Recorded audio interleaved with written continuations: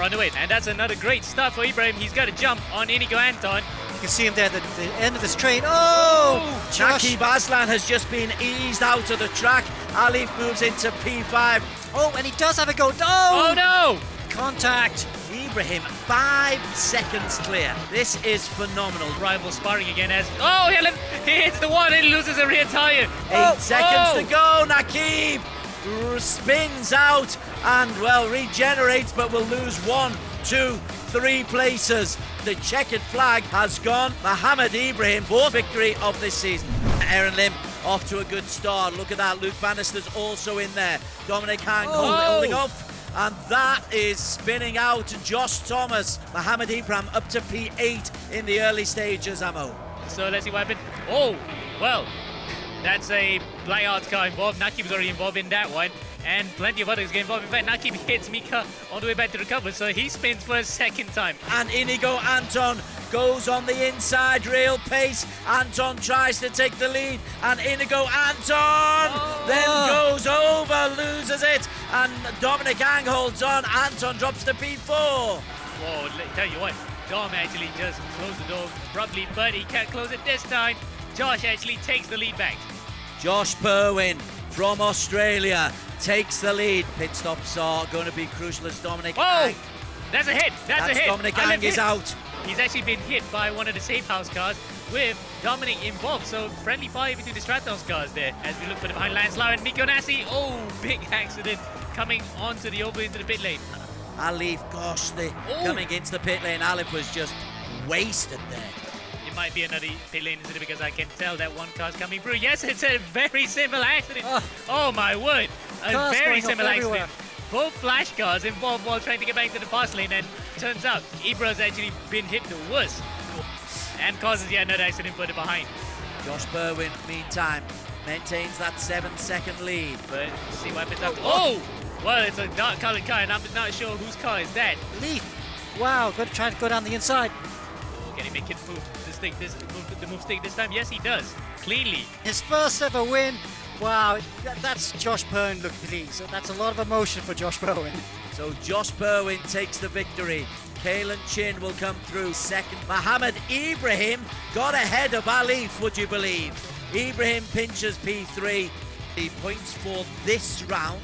Josh Perwin 48 points, but Ibrahim 46. So Perwin gets closer, but only by 2 points.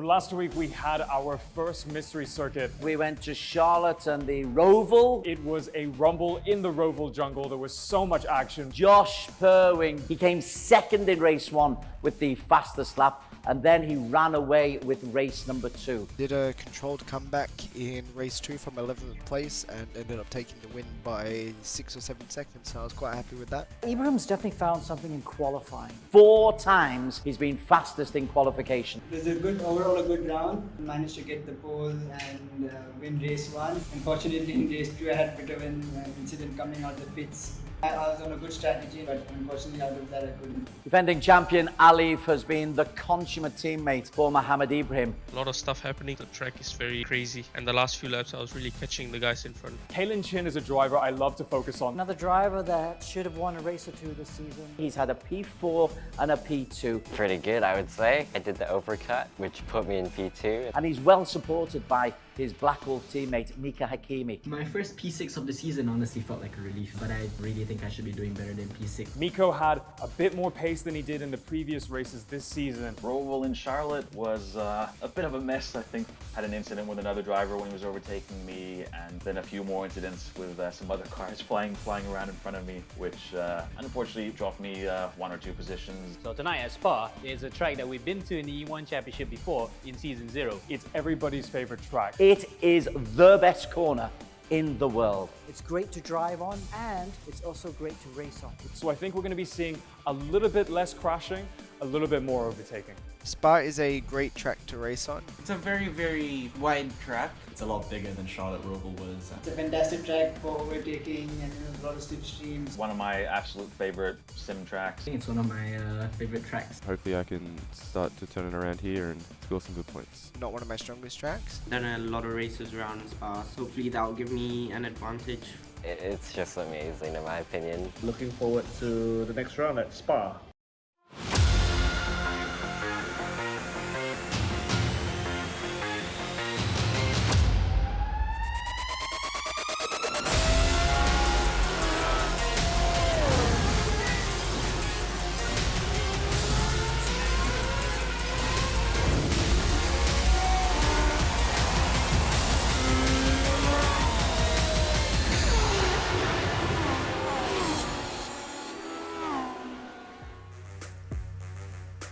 Hello and welcome to the E1 Championship Season 2, Round 5, where we're racing at the lovely Spa-Francorchamps.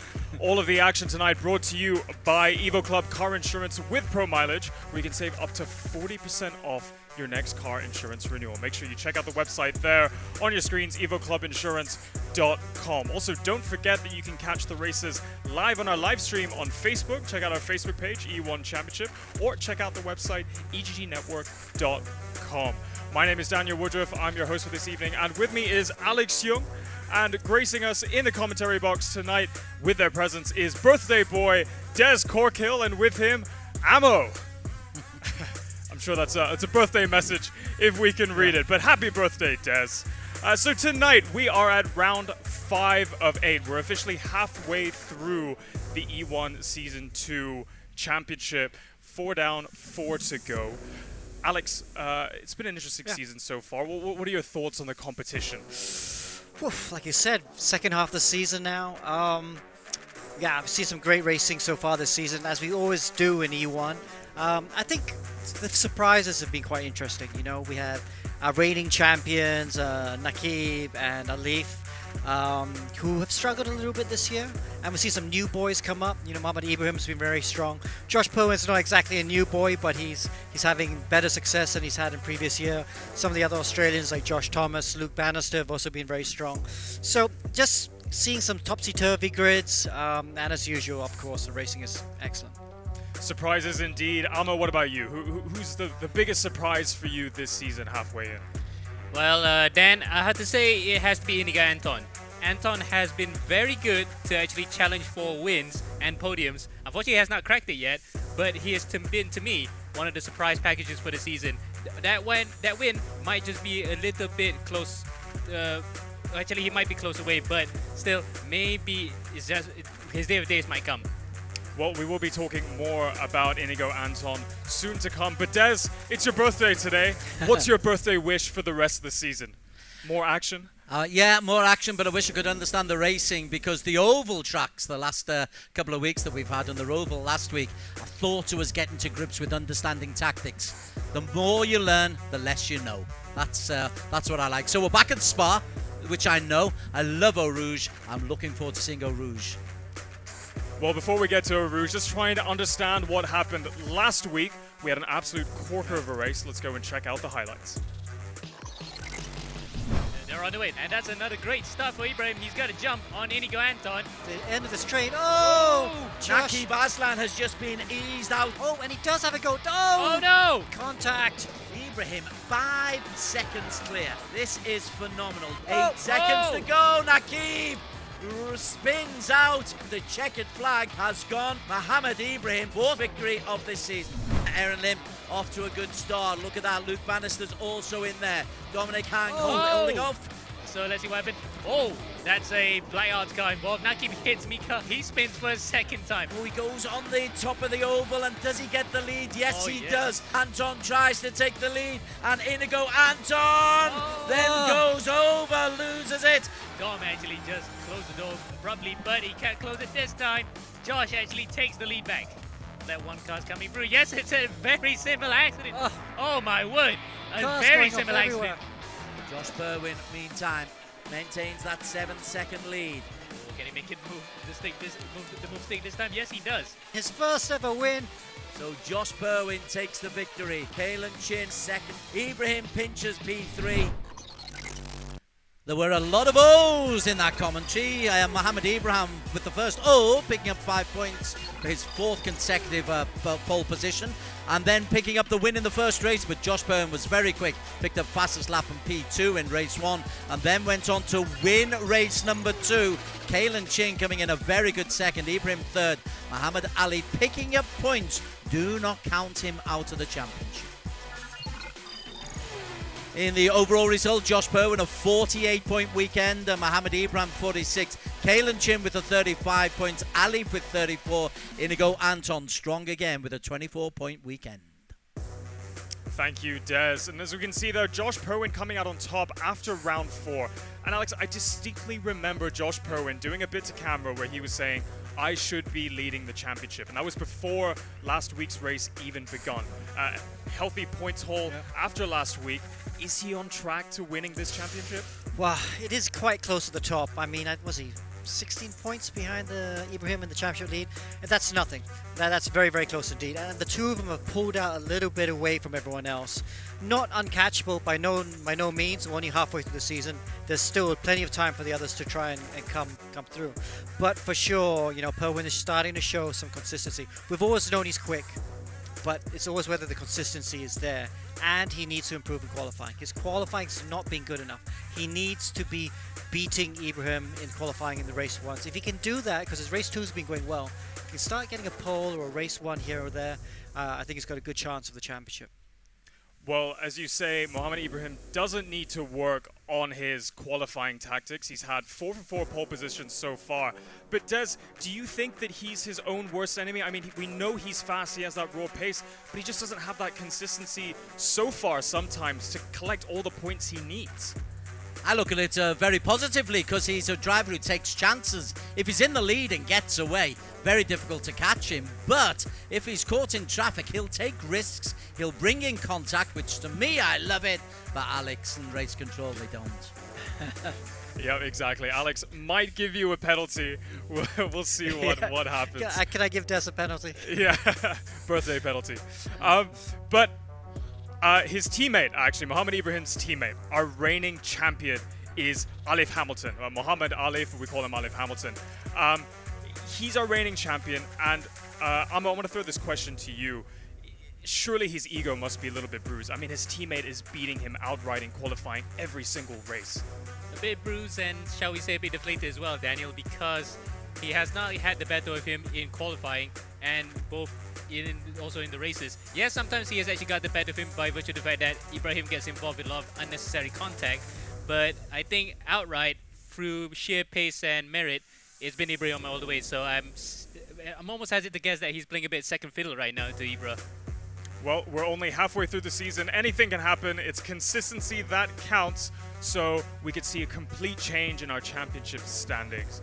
Another driver that's had a little bit of a bruise to their ego has been the fast Filipino, as we call him, Inigo Anton at GT Radial Eurasia Motorsport. Now, he will not be participating in qualifying tonight, and that's because he's achieved the maximum number of penalty points that you can before receiving such a penalty. And before we go into the incidents as to what caused it, Alex, maybe walk us through how these penalty system works. Okay, so we try and follow Formula 1. You know, it's E1, Formula 1, same thing, basically. If you had 12 penalty points, you will get a race ban. And basically, an incident that's your fault, you're going to get 2. A really big one, you might get 3 or even 4. So, but there's also another thing, which is if you get 6 points within a 3-race gap, with the 3-race duration, you will get a qualifying ban. And that's what's happened to Inigo. He's actually got 7 points at the moment. And that's why he has to sit out qualifying. He's not the first one to do that, because Kifli Hoffman also had to sit out qualifying in the previous round. That's right. Inigo Anton has had 3 major incidents in the span of about 4 races. And we'll go into a bit more detail, but let's go ahead and see what these incidents were. And it's Inigo Anton, Nico Nassi were involved there. Luke Bannister is the race leader. Whoa! Big accident! Anton is in the pits, but he caught Luke Bannister. I think Anton's gonna get penalty for that. and it's a crash actually. It's Inigo Anton. Anton has actually smacked the inside wall on the way into the pit, but that is a very fast entrance. He might get drive-through penalty for that. Yeah, if he's gone to the pit lane too fast. Oh, and he does have a go. Oh no! Contact. Okay, give each other space, and Aaron Lip. Oh, well, just as I say that, there we go. Anton just knocks him out. Very simple accident. Oh, yeah, certainly looks like it. Look at Steve. Inigo Anton then flies into trouble. Oh, Inigo, big moment for him. Now, Alex, this is motorsports and accidents happen. And I think our spectators, the marshals, the stewards, we can all understand that accidents happen. But I can't help but feel that some of those incidents were avoidable. Yeah, and let's be fair, not all those incidents were his fault, but here are a couple that were. This is race 1 where he hit out Josh Perwin, just didn't leave enough space, and he got a 2-point penalty for that. Then this one was a big one. He was going into the pit lane, the other driver was just driving normally, and he took him out. Luke Bannister, in fact. So this is a really bad one, and he got 3 points on his license, so to speak, for that one. Brings him up to 5.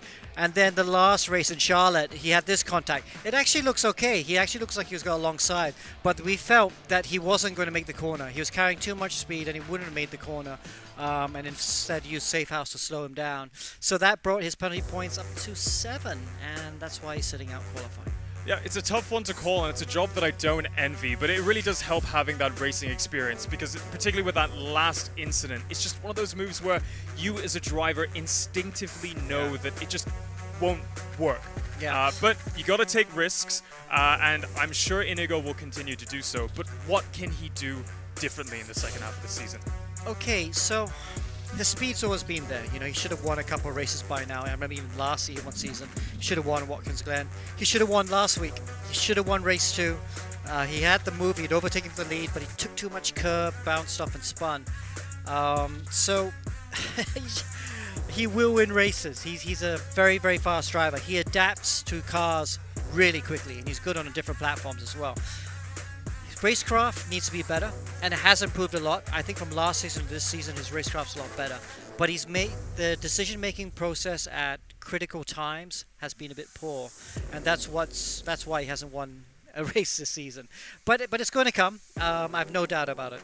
For sure, and I'm sure all of our Filipino fans on the Facebook live stream as well, all supporting Inigo Anton, believe that win is coming very soon. He just needs a bit of a mental reset. As racing drivers, we know that you can get into the dumps sometimes. You just need to clear your mind, overcome that hump, get that momentum, and the wins will come. But we'll see how he catches up from the back of the field with no qualifying. It's going to make the race even more exciting. But before we get to qualifying, it's over to Des to walk us through the championship standings. Yeah, here's the championship standings as they are. Well, in round 1, it was Luke Bannister who got off to a great start for the season. 44 points for him. Inigo Anton down in P10 there. So Inigo's been in the points. But round 2, Mohamed Ibrahim, 57 out of a possible 59 points for that weekend to go into the lead in the championship standings. And he stayed there after round 3, but it was Naqib Aslan who picked up maximum points, 50 points going round the oval at Indianapolis to move into championship contention. And then Ibrahim last week, a 46-point weekend, just edged up by Josh Berwin, but those two are a little bit further away than Muhammad Alif and Naqib Aslan, the 2 previous champions. In the team championship, Alif and Ibrahim as Flash are romping away at this 268 points. BlackArts Racing with Perwin and Bannister at 214, a long way back at Safehouse in P3 with Miko Nassi and Josh Thomas in the driving seats. Thank you, Des. The championship standings, have actually seen quite a jumble in the last few rounds, and I'm sure this is a momentum that's going to continue, particularly with the addition of the mystery rounds that we have later on this season. But focusing on tonight, we head to the lovely Spa-Francorchamps in Belgium, and to walk us through this track, it's over to our colleague Amanda. Hello everyone, I'm Amanda Andrea, and this is E1 Championship Season 2, Asia Pacific's most premier sim racing championship. Last week, drivers battled each other out at night at the Charlotte Motor Speedway Roval as we completed round 4. After being confined to the tight spaces of the oval and the Roval in the past 2 rounds, today we will be heading to a breathtaking fan favorite track, the one and only Circuit de Spa-Francorchamps, Belgium. This legendary circuit has been hosting the Belgian Grand Prix since 1925. Spa is still the longest track on the F1 calendar for 2021 and will also be the longest track for the E1 Season 2. Set in 300 acres of forest in the mountains of Belgium, Spa is one of the most historic and challenging racetracks. Originally, the track layout used public roads linking the Belgian town of Spa-Francorchamps, making it double in length compared to the modern track layout. Over the years, the track received many modifications, with the current modern circuit being 7.004 kilometers long, comprising 9 left-hand corners, 10 right-hand corners, and also an elevation difference of 102.2 meters. The current lap record was set by Valtteri Bottas at 1 minute and 46.286 seconds. Now, previously on E1's very first season, we got to see drivers battle it out at Spa using the FRX 17. But this time around, they'll be using the Dallara IR01 instead. Although both cars are powered by a naturally aspirated 3-liter engine with around 900 horsepower, the Dallara IR01 has a higher top speed, capped at 346 kilometers per hour, whereas the FRX 17 had a top speed of 322 kilometers per hour. The Dallara IR01 weighs around 600 kilograms with a maximum fuel load of 80 liters, while the FRX 17 has a maximum fuel load of 120 liters. For today's races, we will have a 10-minute qualifying race to determine the driver's grid position, followed by a 15-minute sprint race and a 30-minute reverse grid race. Top 5 from the qualifying will earn points from 5 down to 1, while the top 15 in race 1 and 2 will earn points ranging from 25 to 1. Driver, of course, with the fastest lap in race 1 and 2 will earn an additional 2 points per race as well. A grand total of $16,000 and trophies await the teams and drivers with the highest points after all 8 rounds are completed. The champion and the winning team will win $4,000 and a trophy, followed by the first, second, third, and fourth runner-up respectively for both the driver and team divisions. Good luck to all, and may the fastest win. Thank you very much, Amanda. Now, as she rightly said, this is the second time the E1 Championship in its history will revisit the lovely Spa-Francorchamps in Belgium. It's one of my personal favorites, and I think for most race car drivers, it's one of their favorite tracks in the whole world. But Alex, what made it qualify for a return to the E1 season calendar? This was an easy choice. You know, I think we should come to this track every year. I agree. Yeah, you know, I mean, it's arguably the most perfect racetrack in the world. Pretty much every driver's favorite track. And it's very unique in the fact, well, it's unique for a race. It just ticks all the box. It's great to drive. It's challenging to drive. Very exciting to drive. Huge elevation changes. It has arguably the best corner in the world, Eau Rouge and Radial. But what's even more interesting is you can race here. You have great racing here. Normally when you have a track that's very exciting to drive, you have bad racing. It's very hard to overtake. But Spa also has great racing. And it's also beautiful, man. It's like Red Bull Ring, basically. You go here, it's beautiful. You've got the forest all around it. It's, you know, most racetracks are like scars on the landscape, you know. This thing just fits. It fits beautifully. It blends in really nice. It's a perfect track. You know, I almost mistakenly called it the Green Hell, which is actually the nickname for the Nürburgring in Germany.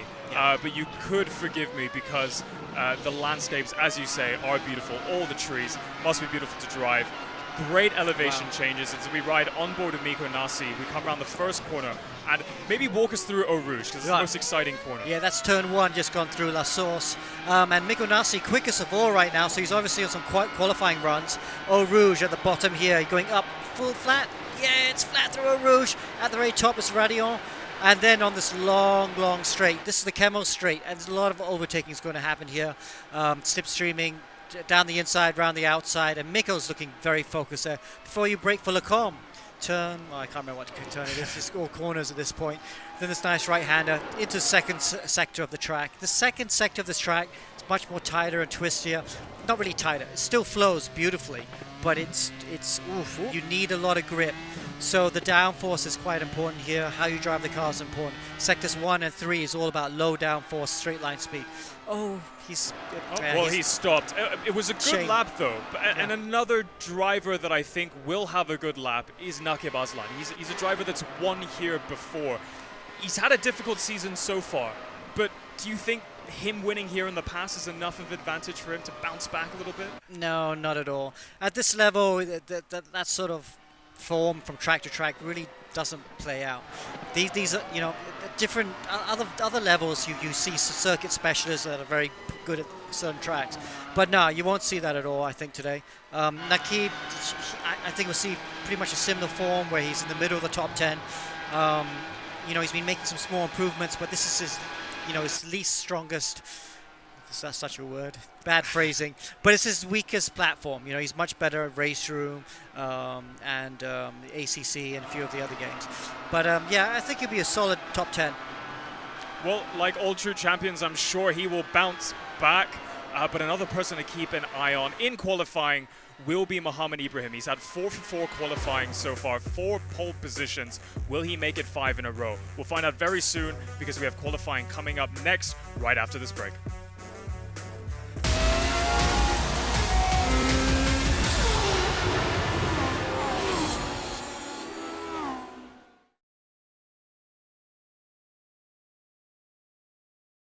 When I switched to Pro mileage, I got 47% of savings. I paid $790 for it. Compared to any other insurer, the cheapest was $1,290. Pro mileage was the only one that gave me $5,000 extra value to cover, yet still cheaper. My Volvo XC40 1 year premium 6,000 over ringgit. Then I start taking Pro mileage. I said, huh? 3,200 plus ringgit. Claim went through pretty fast. I got my car back pretty quickly as well. Called them about 8 o'clock in the morning. I think within 1 hour it came.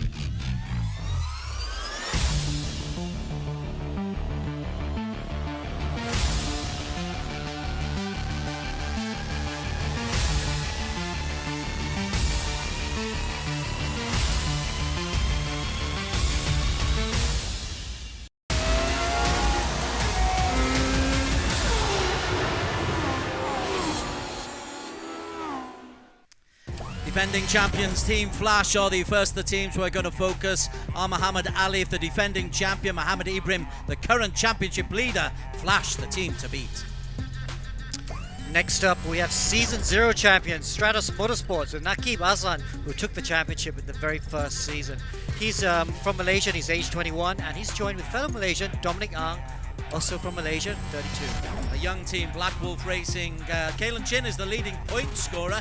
He has got on podium so far this season. Mika Kimi, best position of P6, but between them, they could be contenders. Then the team from Philippines, GT Radial Eurasia. Top team, just came back from Le Mans, and they've got a Philippine duo, Inigo Anton, who's been very quick, hasn't won his first race yet, with Joaquin Garrido. Team Safehouse with Miko Nasi from Singapore, the 35-year-old. He was second runner-up in Season 0. Josh Thomas is making his debut, he's been consistent. No wins though so far this year. Then we have BlackArts Racing. They got two Australians. Josh Perwin is only 19, and he's with Luke Bannister, who's also 21. Young duo, Josh Perwin, second in the championship. Can he take his second win of the season? Here's Freddie, Apex E-Racing, Freddie Yang, making his debut for the season alongside Arif Azmi. Let's see if he can join his brother on the points boards. And then we have Slipstream Motorsport, Ivan Vantiago, who's not only the driver, but he's the boss of the team as well. And he's joined with Daniel Martin from Malaysia, age 23, but running car number 22. A surprisingly strong team this season. Team EGG Network. Aaron Lim has transitioned from real racing into sim racing and picked up some very useful points. Melvin Tan from the Philippines also showing promise. Then we have the legends in the Eracing GP team, Tuku Jan and Kifli Hoffman, both in their 40s, but they drive like they're in their 20s. And to take us through to qualification, let's go back to Amanda. It is a cloudy afternoon at Circuit de Spa-Francorchamps today, and it is also the perfect weather for racing, as the temperature on ground is only 22 degrees Celsius and the air humidity is at 40% with a wind speed of 12 km per hour. This iconic track has held the Belgian Grand Prix since 1925. Now, history witnessed Michael Schumacher winning 6 titles from 1992 to 2002 and is the most successful driver to have ever raced on the circuit to date. Now, today in round 5 of E1 Season 2, who will conquer the corners of Spa to have a good qualifying start? In the very first season, we saw drivers face off on this track with Nakib Aslan emerging victorious. Can he repeat his performance, or will we see a new winner this season? Stay tuned to find out. Over to the commentary desk. Some great information from Amanda. A reminder that Evo Club car insurance with Pro Mileage, you can get 40% off your next quote with Evo Club car insurance. EvoClubInsurance.com is the place to go, and our thanks to our sponsors for that support of the E1 Championship, which is the Premier Sim Racing Championship. Amo, Nakib Aslan, he got a double last time we were at Spa. You're not expecting him to do the same this time, are you? Yeah, then I'm going to follow what Alex said as well. It might be a sense of familiarity for him in terms of circuit, and he will have good fond memories of this on his way to the title in Season 0. We will not be expecting the same thing here. He might just continue the run of form, which sees him consistently close or in the top 10, but a win may be a bridge too far, but who knows. Spa can easily be a circuit that throws the form out the window and can throw up some surprise results. So Nakib could be banking on this, as you can see he's smiling on the camera right now. Looks in good mood, but he should be actually getting ready in the car for qualifying. Well, we are underway in qualification. It's a 10-minute qualification, longish laps here. Alex, you were disparaging, that's not quite the word, but Nakib, you didn't really hold out much hope for him picking up a podium place today. Well, no, I mean, because he has been improving through the season, but you can't overnight change your performance from being in the middle of the top 10 to winning. That's just, that just doesn't happen. It takes a while to get there. So I would think we'll see continued improvement. And he has won a race, but that was on the oval. This is on the road track, where he's still struggling to find that little bit to bridge the gap to someone like Ibrahim. And it would be nice to follow Ibrahim at maybe earlier on in the session, but just to see exactly what he's doing. Because as a driver, you could figure it out looking at data, watching other people and trying to see. But it's very much about second-hand nature, stuff like muscle memory, brain memory, and all that stuff. And that doesn't change overnight. Well, here is Mohammed Ibrahim, just about to start his lap. Could be a quickie because he set lap times very quick early on. Do you want to talk us around the Spa-Francorchamps circuit, Alex? Yep, here we go. We just started it in practice down to Eau Rouge and Radion. Look at this. Oh, was that flat? That wasn't flat. He was lifting. Wow, that's interesting. And he didn't even use all the road at the exit of Radion as well. Interesting. I'd love to see that again later. Anyway, long straight, then braking for Lacombe. Looks like he's carrying good speed through there. What gear is he doing? Can't quite, 5th gear through there, carrying lots of speed through Lacombe, and then all the way down. Now this hairpin, Bruxelles, not really a hairpin, it's quite a fast hairpin as far as hairpins go. Then No Name, this left-hander. Oh, yep, all the curb and a bit more, that's the way. Now to Pouillon. Pouillon, is it flat? It's going to be a small lift in these sort of Formula 1 cars. Yeah, small lift, maybe a bit of left foot braking. Yeah, again, keeping the shortest distance, not bothering to go all the way to the exit like at Radion through Biff Baff. I know they call it something else these days, but I can never remember the name. I always remember Biff Baff. And then through Stavelot. Very important corner to get a good exit. Seems to have a good exit. Look at hardly any input on the steering wheel. That's very interesting. Ibrahim sets up his car with a lot of oversteer so that he just has to do small movements. If he does any big movements, the car's going backwards into the barrier. And you can see the very small movements. Now down to the last couple corners on the circuit, chicane, bus stop chicane. Again, okay, yeah, more movements here because it's a slow corner, but again, not very much.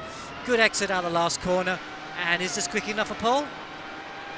It is indeed quick enough for pole by half a second. Actually, by nearly a second faster than Luke Bannister, Ammo. Wow, way. That's just a really good lap, actually. And you can see that sometimes you can tell Alex was saying that he was lifting over. He should have been, and he was not in the right gear or something. But he can still pull the rabbit out of the hat and be about 9/10 faster than Luke Bannister in that particular car. It's only one lap, though. That might just be a banker lap. He could easily be even faster. Okay, let's have a look at Josh Berwin because he's number 2 in the overall championship standings. Hasn't set a lap time at the moment. He needs to set a decent lap time because he is in pursuit of Ibrahim.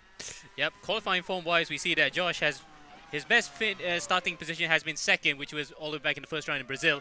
Then 7th, 4th, and 5th.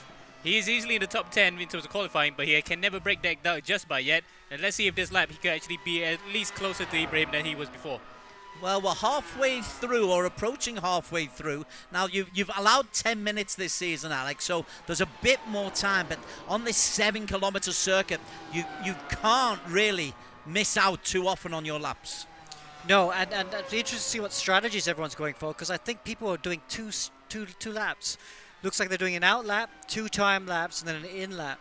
Well, no, so that means that's kind of interesting because some of the tracks we've seen them only doing 1 lap, but I think these guys are going for 2 laps in a row. Josh is down on the man who's in pole position again, Mohamed Ibrahim. He's down quite considerably, coming into sector 4 here. Currently hasn't set a time, needs to get up into the top 5. Let's see what kind of a time he's got here. Josh Berwin, BlackArts Racing, goes into P3, Ammo. Yep, P3, and just a second off, he's behind his teammate by 2/10, but that's a big gap still. Ibrahim has absolutely nailed it on the first time of asking. That is quite frightening for the rest of the field on trying to catch him and trying to prevent him from getting his 5th consecutive pole of the season. How about Kalen Chin? Kalen Chin has promised to get into the top parts of races, promised to get onto the podium a few times. How's he looking? P7 at the moment, Alex. It's looking quite good. Has to find a chunk of time, though. Is this a better lap? Yeah. And he can take a drink. He's actually drinking while he was driving. You saw it just now. He managed to take a sip there. So he does have a button to do so, but he manually picked out a bottle while he's on his hot lap. Yeah, is this an out lap? This is an out lap, isn't it? Hot lap, it is. Oh. No, it's an out lap. Okay, it's an out lap. Okay, no wonder. Yeah, it's an out lap. Gets all the way to the right-hand side to get a good exit out of the last corner down the start-finish straight. Much better exit than Josh did previously just now. And he'll have to try and keep it nice and neat. Let's see and follow him all the way around, shall we? You can see Josh Berwin left a lot of time on the table, actually. Got sideways quite a few times. Lift off there, coming up to Radion. Yeah, it has a lift because these cars seem to kind of take a flight compared to the Formula 1 cars that we used to hear in real life. Yeah, but it's interesting. They're still trying to take a short distance on the exit instead of just trying to take it flat. I'm loving the way you both go quiet as they go down Eau Rouge. You're just waiting to see, is there a lift there? At the moment, though, his sector time is, gosh, he's green. Could be, yeah, could be out the top 5, you know. behind, well, actually, he's ahead of Dominic Ang, about a 10th now. So at least he'll be certainly faster than Dominic Ang, at least in that sector. Coming out to sector 2, and I don't know why we're not comparing the proper sector lap times to Ibrahim, but it is what it is. A 10th up, so he's actually getting more time on Dominic, so which is a sign that he's actually getting much faster here. So personal best first sector, 29.6. And second sector, third sector, no improvements. Look at that, 5/10 faster now ahead of Dominic Ang. So he is improving this lap time, but by how much? We have to wait and see. Muhammad Ali Hamilton is the man who's in P6. Josh Thomas from Safehouse alongside Nico Nassi. Both the Safehouse teams looking pretty good in 4 and 5 at the moment. We've got 2.5 minutes left in qualification. Kalen Chin needs a half decent time here. Nico Nassi's just set the second fastest time, Alex, as Nice. Kalen takes a slow end to the lap. I don't think he had a good lap, so I think he's restarting again. Yeah, he didn't have a good lap just now. You could see him smiling earlier on. He didn't put it together, so decides to restart again and just get a good exit. So back on with Mohamed Ibrahim. Miko Nassi currently in P2, and Ibrahim, his lap of 1:40.37 is 6/10 faster than Miko Nassi in P2, Amo.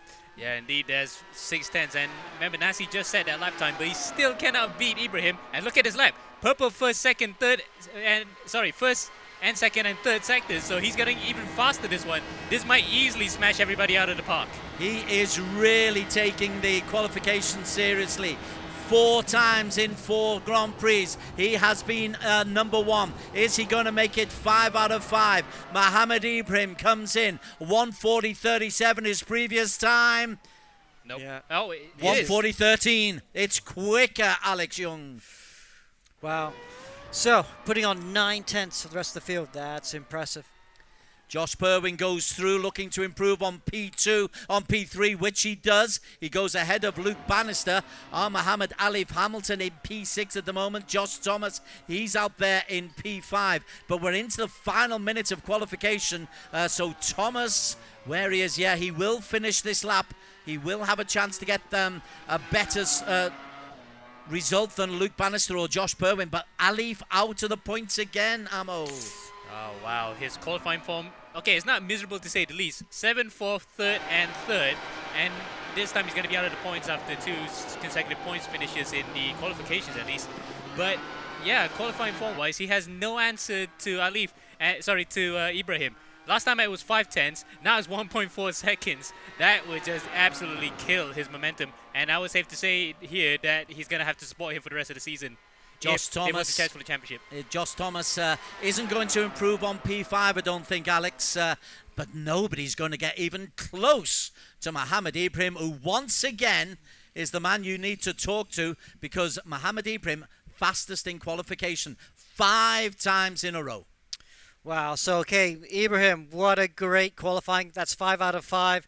Good job there. You want to take us through it? Yeah, I'm thankful to God again for getting pole. It's really difficult here at Spa because you can get off track quite easily. But I just kept it as smooth as possible. So tell us, I mean, you were more or less 1 second clear of anybody else on track. I believe it was 9/10 to second place. I mean, 5 poles in a row. How do you do it? Where is this time coming from? I don't know, to be honest. I just drive the car as best as I can, to be honest, that's it. I mean, we were watching some of your onboards, and it looks like the car was very oversteery. Do you set it up in that way? It looked like you were very much on the edge of the steering. Yeah. I mean, this car's on the knife edge, let's say that. All right, so starting from pole, we've got a very long straight on this track. Do you think it's a disadvantage to be on pole with the slipstream that the others might have? I mean, yes, it is a disadvantage, but it depends how good of a start I get and how good of a start the others get. So it really depends on that. Any other questions, Alex? No, All good? well, good luck, man. Race 1 coming up. Yeah, good luck. Thank you so much, guys. Keep it on the black stuff. See you in pole. Thank you. All right, over to you, Des, to take us through our unofficial results from qualifying. Yes, EvoClubInsurance.com. Well, thanks to them, Mohammed Ibrahim fastest again. Miko Nassi, best qualification of the season so far. P2 for him. Josh Perwin, a decent P3 worth 3 points. Luke Bannister, BlackArts Racing looking competitive here at Spa, ahead of Justin Thomas from Safehouse. Safehouse looking competitive. Alif out of the points in P6. Kalen Chin and Dominic Ang 7 and 8. Aaron Lim and Hakimi complete the top 10. Naqib Aslan down in P17. No time from Naqib Aslan. No time from Inigo, but he wasn't allowed onto the circuit. No time, Alex Young, from Naqib Aslan. Yeah, so we're going to try and find out what happened to the car, but I don't know, maybe he had a problem with the rig. Something happened because he didn't even set a time. Well, we're lucky that it's a good track to overtake on. I'm sure we're going to be seeing a lot of overtaking action from both Naqib Aslan and Inigo Anton, starting from the back because they didn't set a time in qualifying. All of that action to come in race 1, which is happening very soon, right after this break. We'll see you then.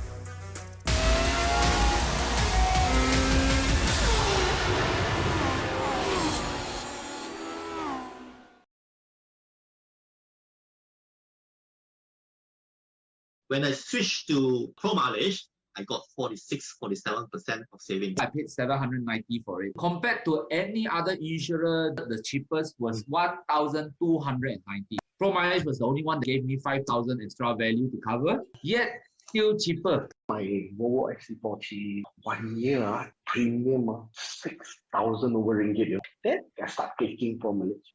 I say, huh? 3,200 plus ringgit.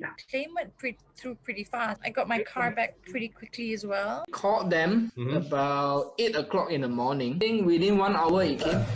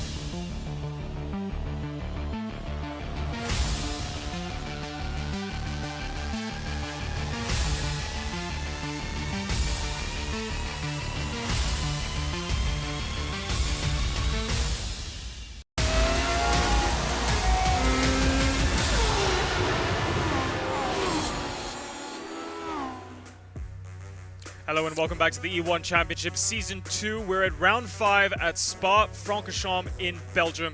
It's a lovely fast circuit. It's everybody's favorite. It's my favorite. It's probably Alex's favorite. I won't ask him. And we've just wrapped up qualifying. Once again, it's Mohammed Ibrahim on pole position. That's 5 for 5. He was almost a second clear of the field up at the front. But down to the back of the grid, we have one of our defending E1 championships, Naqib champions, I should say, Nakib Aslan of Stratos Motorsports, who didn't set a time, Alex. I mean, did you see what was going on? Yeah, I will hopefully get a chance to talk to him in a while, but yeah, from just hearing from the team boss, track limits was an issue. But there he is, Nakib. Okay, you free to talk to us? Or you see him just making crash? Warming up. What happened, man? What happened? It's all part of the plan. Yeah, I think it was a bit, I don't know, inexperienced by me. It was a error for me not to do a banker lap first, but yeah, kept on making mistakes each lap. But I think it's not a disaster. I think looking at last week, we were at the front at the start, but got knocked out to the back. So maybe this time we start at the back and hopefully get to the front. So yeah. Well, you do have a reverse grid in race 2, so even in the worst case scenario, I'm sure you can flip your way around to pole position. But we noticed that a lap time wasn't set. So was that just because there was a mismanagement of timing of when you started a lap? Mostly it was, yeah, I think, again, you know, it was again, my error. I should have done a banker lap first at the early parts, but I was gunning for that one lap wonder thingy. Yeah. Unfortunately, just made a mistake each lap, and you know, at the end, I didn't have time to set a lap. So what time? Do you think, what time do you think you could have done today? Pole. Yeah, that would have been spectacular to see. What number was that? What lap time was that? Probably a 38, I think. 38 seconds. All right, well, pick yourself up. Hopefully you have a good race 2 and good luck. Sorry, good race 1 and good luck. Thank you. All right, up next is a driver that we spoke a lot about in Season 0, Season 1. We called him the Calm Cool Finn. Excellent racecraft. But it's time for us to shine a little bit of a spotlight on him in Season 2. Miko Nasi. Miko, how's it going? Walk us through your qualifying. How did it go? Hey, Daniel. Yeah, pretty good. My first lap was a little bit of a mess, but then luckily I basically put it all into that final lap. I didn't put enough fuel for a second lap, so lucky I nailed it on that one. Or relative to most of the field, I nailed it. Well, unlike on other tracks that we've seen this season, we've seen a lot of drivers do 2 laps in qualifying. What was the rationale behind that? Yeah, well, the main reason was time, actually. So there's only time for enough time to do one set of 2 laps and one set of 1 lap, so yeah, one of your efforts will probably be just a 1-lapper. I see. So you couldn't get the 4 time laps in? No. Wasn't time. Okay, so what's the strategy for race 1? I hope you've been practicing your starts. Yeah, that's what I've been doing now. So hopefully I nail that one. That'll be step 1, and then yeah, hopefully stick with Ibrahim's draft at least for a while there before he rockets off. And who knows? Maybe our race pace is good enough.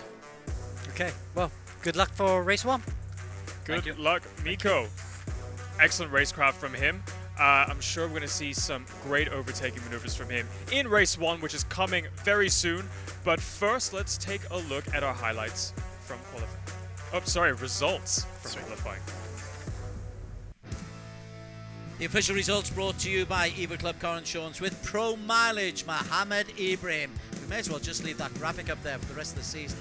5 out of 5 for Ibrahim. Team Flash picking up the 5 points. That's 25 points accumulated. A time 140.134. Nasi a very good second for Safehouse with Josh Thomas in P5. BlackArts Racing, Perwin and Bannister. Tell you what, they won't be too far off the pace there. Good points again for them for qualification. But Ibrahim, the man to beat. So Alex, if you're Miko Nasi and you know that you're the second fastest on track, you're the best of the rest, how do you process a 9/10 gap? Well, it's a big gap. Yeah, I mean, I think it's bigger than they realized. I think they were thinking, okay, you know, if we could get within half a second of Ibrahim today, that'd be good. But I think a few drivers obviously didn't maximize it. Miko seemed to be pretty happy with this lap, although he didn't get to do his last lap. A few drivers didn't get a chance to maximize. Obviously, Nakib was off. Inigo Anton, don't forget, he was only 2/10 off pole last time. I think he would have had a good chance to have tried to get pole position today, but yeah, no chance because he had the qualifying ban. Starts from the back with Nakib. It will be very interesting to see what he can do in race 1. For sure. And as the drivers are currently underway in practice. Oh, well, we're having a bit of an issue on screen. What kind of strategy are we expecting when it comes to pitting tires? I think it's a sprint race as we get ready for the race 1. Well, look, practicing starts. So 15-minute race. So I think they're going to be using softs. They've got to be. Well, actually, if I say that, Spa is very hard on tire wear, isn't it? So maybe a few of them might be on the mediums or even the hards, to be honest. But there won't be any pit stops for this race. It'll be race 2 where they'll have to stop. So no pit stops in race 1. They'll have to completely depend on overtaking. Any key spots on Spa for overtakes? Oh, loads. I mean, we're watching Leaf right now. He's just gone through Stavelot, coming down. This long bit here is plenty of corners, but they're not corners. It's easy flat, wet or dry. So this is all straights. Even Blanchimont, this left-hander here, is easy flat in these cars. And then you come to the end, which is the bus-stop chicane, the very last section of corners. And this is where you do a lot of overtaking through here. Leaf just not getting the car rotated there before the start and finish straight. Just a little bit quick on entry. I did notice that Mohamed Ibrahim was able to carry quite a lot of entry speed into that bus stop chicane. Quite a surprising amount. So the thing with the iRacing car is, I mean, the steering, what you feel through your hands, is the best of all the sim games. I feel. They laser cut all the tracks, and they feel every bump. It's really realistic that way. But the way they do the braking on the car is a little bit strange. You don't ever hit the brake pedal hard. You have to hit it very softly, which is very counterintuitive to what a lot of other games do.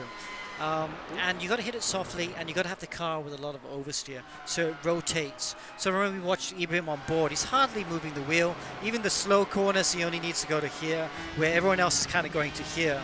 So there is a knack to driving in iRacing. You see a lot of real-world drivers like Max Verstappen and Lando Norris adapt to it pretty well. And of the field right now, especially in qualifying, Ibrahim seems to have discovered that knack better than anyone else. That's right. Mohamed Ibrahim just has to keep it on the black stuff in race 1 with that pace, and we'll see if he can keep it up at the front. But as we prepare to go to race 1, it's over to Amanda to talk us through the track.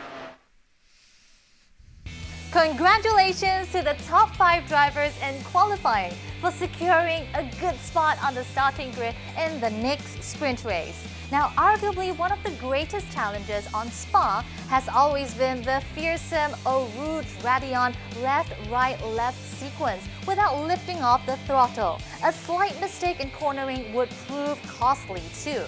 Now, can the drivers stay cool-headed and take the corners flat out without any incidents? Buckle up and let's get ready to head into the race. Indeed, we are ready. Evo Club Car Insurance with Pro Mileage, EvoClubInsurance.com are our sponsors. Amo Haziq, our Stato in the commentary box, and Alex will be joining us as well. What are you anticipating after seeing qualification? And Ibrahim roast? I think I would expect that what you said so as well, Des. He's just going to scamper off to the distance because look at that, 9/10 of a second ahead of second place. There's no answer for him, for people in qualifying to him. And I'm expecting another race 1 win unless something spectacular happens to Ibrahim. Let's work our way through the grid. Bannister and Perwin on the second row, Thomas and Alif on the third row, Kalen Chin and Dominic Ang on the fourth row, Aaron Lim, a very good fifth row alongside Mika Hakimi, Freddie Ang on debut alongside Dan Martin, making the top 6, the top 12 in this race. Further down, we go into Joaquim Garrido and Melwin Tan in P13 and 14. Arif Azmi, I expected a bit more from the Apex racer, Arif alongside Ivan Vantagiato, and then you've got Nakib and Inigo Anton right down at the very, very bottom. And we are underway. The start from Mohamed Ibrahim is terrific. He has got away exactly as we expected he would do, and as he comes down Eau Rouge, Amo Haziq, he has broken away from the rest of the field. Yeah, but about 4/10 as they come up to the top of Eau Rouge and Radio now. As well, as I said, look at that. Josh Bowen and Luke Bannister have actually got to the slipstream. Now is game on actually between the top 6 here. And with Alif watching Bree further behind as now they come up to Lake Combe. No move there just about yet. But Nassi and Josh Thomas also battling. So 2 rows of 2 for 2 teams right behind Ibrahim, with the third being followed by Alif. So 3 teams in the top 6. So important to slay in the slipstream, Alex. If they can keep close to Mohammed Ibrahim, they've got a chance. Yep, Josh is good there. Luke Bannister in third, obviously giving his teammate a bit of space as they go through the second sector. But it's Ibrahim who's got away, but not a suspect in the way we anticipated. 2/10 quicker, but look at how those top 5, top 6 are pulled away. Mohammed Alif Hamilton doing his desperate best to hold on back in P6, Ammo. Yeah, he actually didn't really make that much up on the start, so he remained 6th. The guy who lost out big time was actually Miko Nassi. He lost 2 positions at the start. He got mugged by both BlackArts Racing drivers, and now he's trying to play catching shadows, all the while trying to defend from Josh Thomas. Josh, look at that, coming through Blanchimont, coming out to the bus stop chicane. He's going to look on the inside. Is he going to make that move? Nope, they stay behind in the Noah's Ark pattern right now. Well, let's stay with the front race as they come through at the end of lap 1. Mohammed Ibrahim has got that lead, Alex Young, but he hasn't been able to really pull that gap, and was on board here with Josh Berwin. If he can get close, this is an opportunity up at the top of this straight, if he's in the slipstream, to maybe get a chance to overtake. Yeah, half a second down going through Radial now. Not sure he's close enough, but the slipstream is strong. You can see the gap closing down. 3/10, 2/10. Won't be close enough by the time they get to Lacombe, but maybe the next lap he'll be close enough. So that is interesting, the real pace that we saw from Mohammed Ibrahim, 9/10 quicker, or 8/10 quicker I think it was, than in qualification than anybody else. He's not really been able to introduce that back out onto the circuit. We've got a crash further down. Dominic Ang causing a bit of an issue. That was Melvin Tan going off to get replay. Why did not keep you further behind in 17? He started 17 because he didn't get the qualifying time right. Oh, Spa 98 vibes intensifies here. Look at that. Dominic's on top of Nakib. That is not what Hero wanted. And he's stuck behind Arif Asmi because Arif's in the pits right now. So Nakib, not the start that he wanted, and he's still stuck at the bottom end of the top 20. Okay, here is Nakib Aslan. He's saying maybe at the back I can get to the front. Not if you've got your teammate jumping all over the top of you, Alex Young. Yeah, but I'll tell you what's interesting. Inigo Anton has had a great start. He's up to P9, so he somehow avoided that carnage at turn 1, and he's looking really good. There he is in P9, the GT Radial Eurasia car. That's an excellent start there, so he could probably possibly get to the top 5 before the end of the race. Behind him he's got Kalen Chin, who dropped down a little bit, so that's 9 and 10 in shot. Just ahead of them on debut, Freddie Ang. I'm keeping an eye on what's going on at the top. There's been no change in the top 6, but there is Freddie Ang. Good to see him on the screens, currently in P10. Good from him. But Anton, we all know how quick he is and can be. That's a terrific start, Alan. What a waste there, Des. If only he didn't have that qualifying time, he should be right up there with that top 6 to become a Super 7.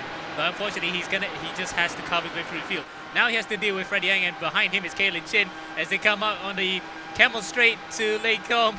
Good defense there, and that is actually very respectful. So he keeps 9th place for now, but he really wants to get onto the back of Freddie Young there so that he could actually chase up to a charging Aaron Lim in 7th. What an absolutely brilliant run so far for the Malaysian. He has been going on a term of good form since Indianapolis. Great spot that one is. Aaron Lim currently in P7. P7 at the moment. He's a bit down. He's 1.5 seconds down on the top 6. But Alex Young, wow, terrific. Let's have a look at more Nakib Aslan incidents. Nakib there getting past on the slipstream cars for Eurasia before Rouge, and yep, just in time. Oh! No, that was a net code. That was contact. So yeah, that's Nakib. And he collaterally took out Melvin Tan as well. And I thought he was going to pull off a Mark Webber on Fernando Alonso back in 2013 there. But unfortunately, not enough room going through, and he has whacked it onto the outside of Radion. Back at the front, Luke Bannister is now the man in P2. Are Luke and Josh playing a team game here? Just making sure that they can keep close up with Mohammed Ibrahim, who is holding on to his lead. So Ibrahim is in P1, Bannister is in P2. But we're on board here with Josh Perwin, who's in P3. And is this teamwork at its finest at the moment? I would say so, because despite Perwin up in second in the championship, he knows full well that Luke is actually very fast right now, and he needs to run a good results because he hasn't had a good couple of rounds. So this would be a good way for him to actually get a win here and put the championship title back on Traverse. Oh, so put it behind, there's a big accident. Looks like Josh Thomas and Ali actually were involved on the Camel Straight, and Josh is facing the wrong way.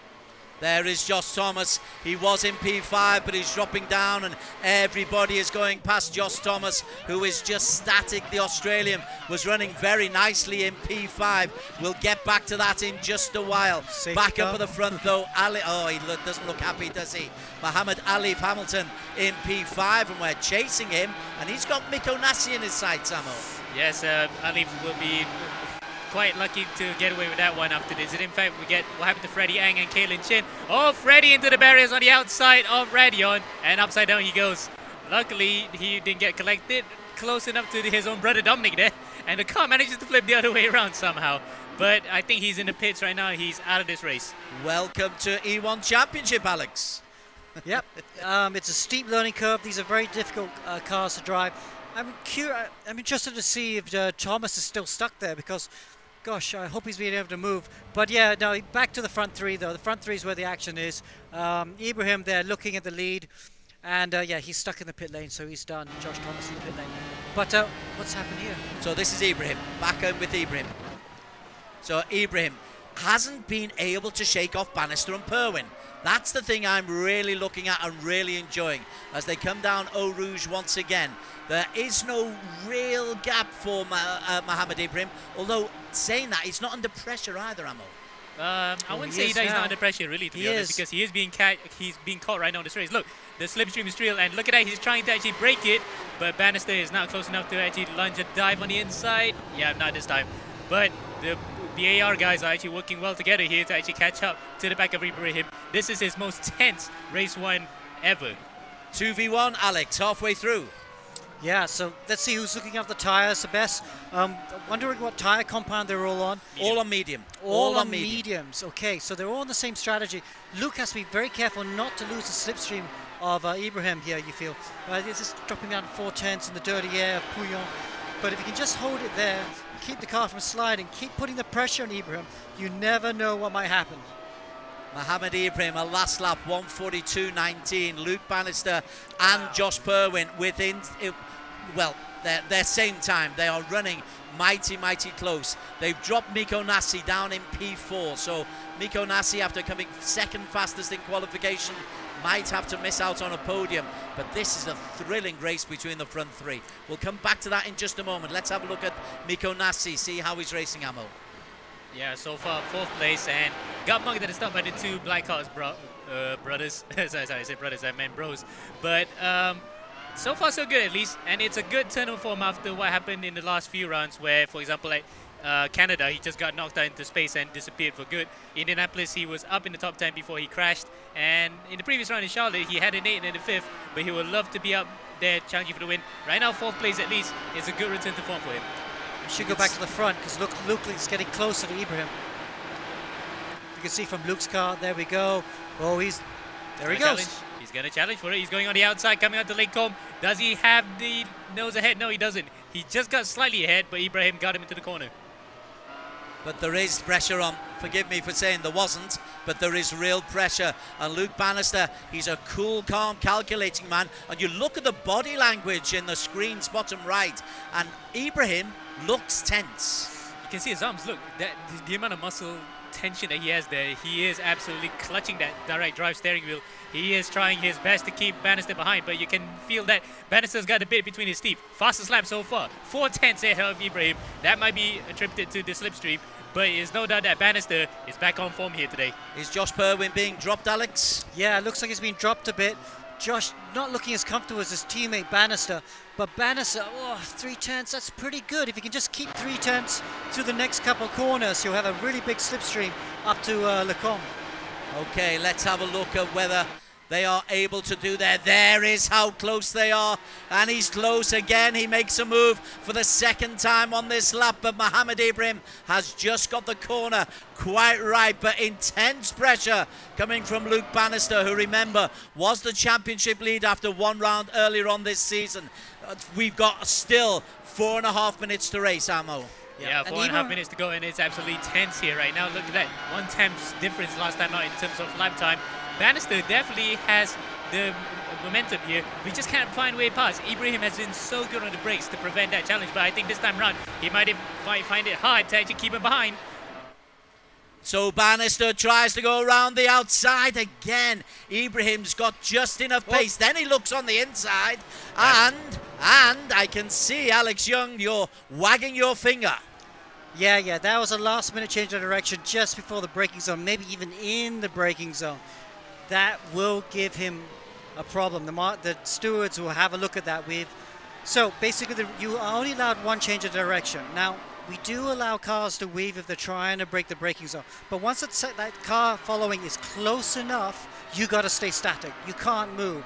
And Ibrahim had a last-minute change in the braking zone, or even if it's just before the braking zone, you will get a penalty for that.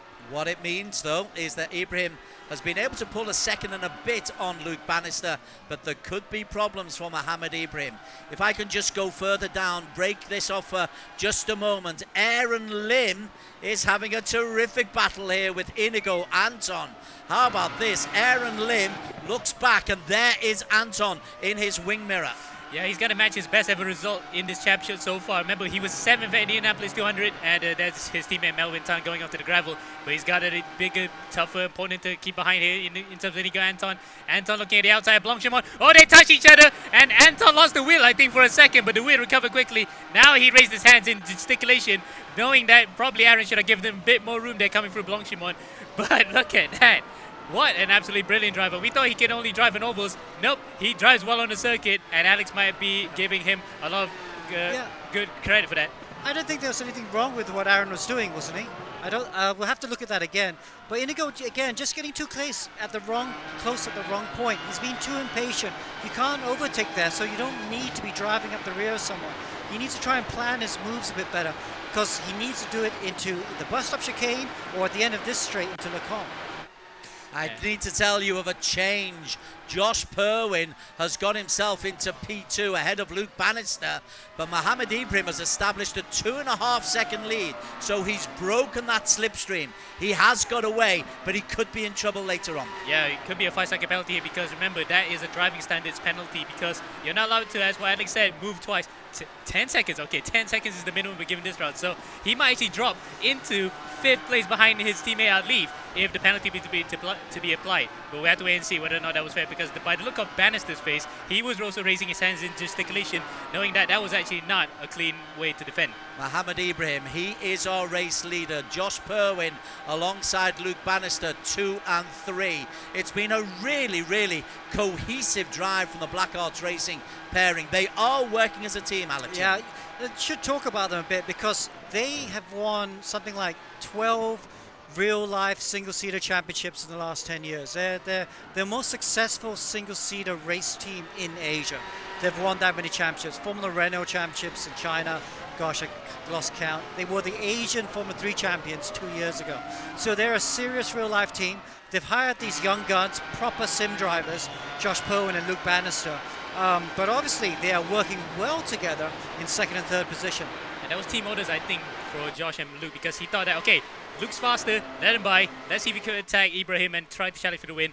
That plan sadly has actually backfired slightly, so just change back, because Perwin is for the championship, because he's 2nd right now. He doesn't want to lose too much points on Ibrahim. Could be. We've got 40 seconds to go. We are on the last lap. This is your race leader, but Alex Young has a raised eyebrow about Mohamed Ibrahim. Nonetheless, gosh, he's quick. Oh, he's super quick. But look, you know, Amos talked about it. He raised it. He's super tense. He's using so much energy. And yes, it's a sprint race, but if this was if you're doing a double, triple, quadruple stint at Le Mans, there's no way you could maintain that sort of energy output for 2 or 3 hours. Yeah, you could get tired from just sitting still, actually, rather than being on track. Yeah. So, yeah, he's absolutely tense right now. This has not been the easiest of race 1 wins he's ever had, but boy, did he deserve it, or undeserved. We'll have to wait and see until the stewards actually give their verdict on that defense maneuver that Bannister found a foul of it. Yeah, they'll have a look at it, I think, after race 2. They'll have to send the videos in. That is the process. But for now, as far as we can see, Mohamed Ibrahim has won the first race. Well, it looks like that. He's got 4.5 seconds over Josh Perwin and Luke Bannister, but Ibrahim comes through to take the checkered flag. Ibrahim comes over first. Perwin will lead ahead of Luke Bannister for P2 as they come through. A good P4 for Miko Nassi. Alif Hamilton, 7 seconds down, will come in P5. But our race winner, subject to a race review, Mohammed Ibrahim. Hi, Ibrahim, can you hear us? Wow, that looked like a tense race for you, but talk us through it. Yeah, it was a very tough, quite a tough race because they were working together. They actually even one point pushing each other down the straight. So it's quite a challenging race because the slipstream is so powerful here. So I couldn't get away. So what was the difference there? Because I mean, you obviously had almost a 1 second gap to everybody else in qualifying, but it looked like the two Australians were able to keep up. Do you reckon it was all down to slipstream, or have they just caught a little bit more pace since qualifying? Yeah, I think they have a bit more race pace, but around Spa, the tow is worth seconds. So I believe it's a mixture of both, but mostly tow, I believe. And do you want to take us through because you Bannister got very close at one stage, and it seemed like you moved just at the top of Lacombe. Looked like a move under braking, Ibrahim. No, that was not. I was not on the brakes yet. So, and there was also a car there in the way on the straight, so it was very difficult for me to do anything about it. Okay. Well, race 2 now. It's top 11 reversed, so you're going to start P11 from race 2. Like you said, the slipstream is strong, so you should be able to make up quite a few positions. Yeah, but I think everybody else will have slipstream because in race 1, I'm the only guy who doesn't have slipstream. So yeah, everyone has, but hopefully I can get as far up as possible without having any incidents again. Well, you're going to have slipstream working in your favor in race 2. Best of luck, Ibrahim. Yep, thank you guys. Good luck. All right, now it's over to Des to walk us through the unofficial results from race 1. Yeah, reminder, this is the unofficial result. And it's Mohammed Ibrahim, Team Flash, who took it 4.4 seconds clear of Josh Perwin and Luke Bannister for BlackArts Racing. Miko Nassi at safe P4 for Safehouse. Alif picking up points again for Team Flash in 5. Kalen Chin will pick up 10 points for BlackWolf. Inigo Anton got up to 7th place. That's a heck of a drive from him. Hakimi P8. Aaron Lim. Hopefully we can talk to Aaron. He's had an outstanding season. Top 10 places are very good. Dominic Ang in P10. Joaquim Garrido. Nakib, oh, how unlucky. 11th is the reverse grid. Nakib got himself up to P12. Not his day today. Vantagiato in the points, as is Melwin Tam. And Josh Thomas, who recovered after spinning out. Out of the points, debutants Freddie Ang, Dan Martin, Arif Azmi, who got off to a dreadful start. Thank you, Des. Spa-Francorchamps always has some excellent racing, but I didn't quite expect there to be that many incidents. I can't wait to see the highlights, which will be coming your way right after this break. We'll see you then.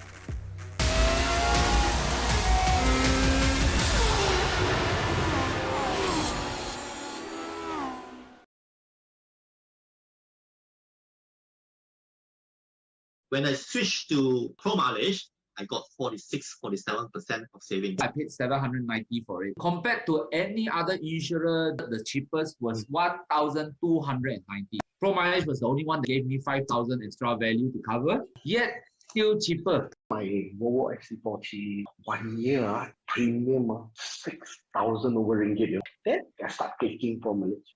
I said, huh? 3,200 plus ringgit. Claim went through pretty fast. I got my car back pretty quickly as well. Called them about 8 o'clock in the morning. I think within 1 hour it came.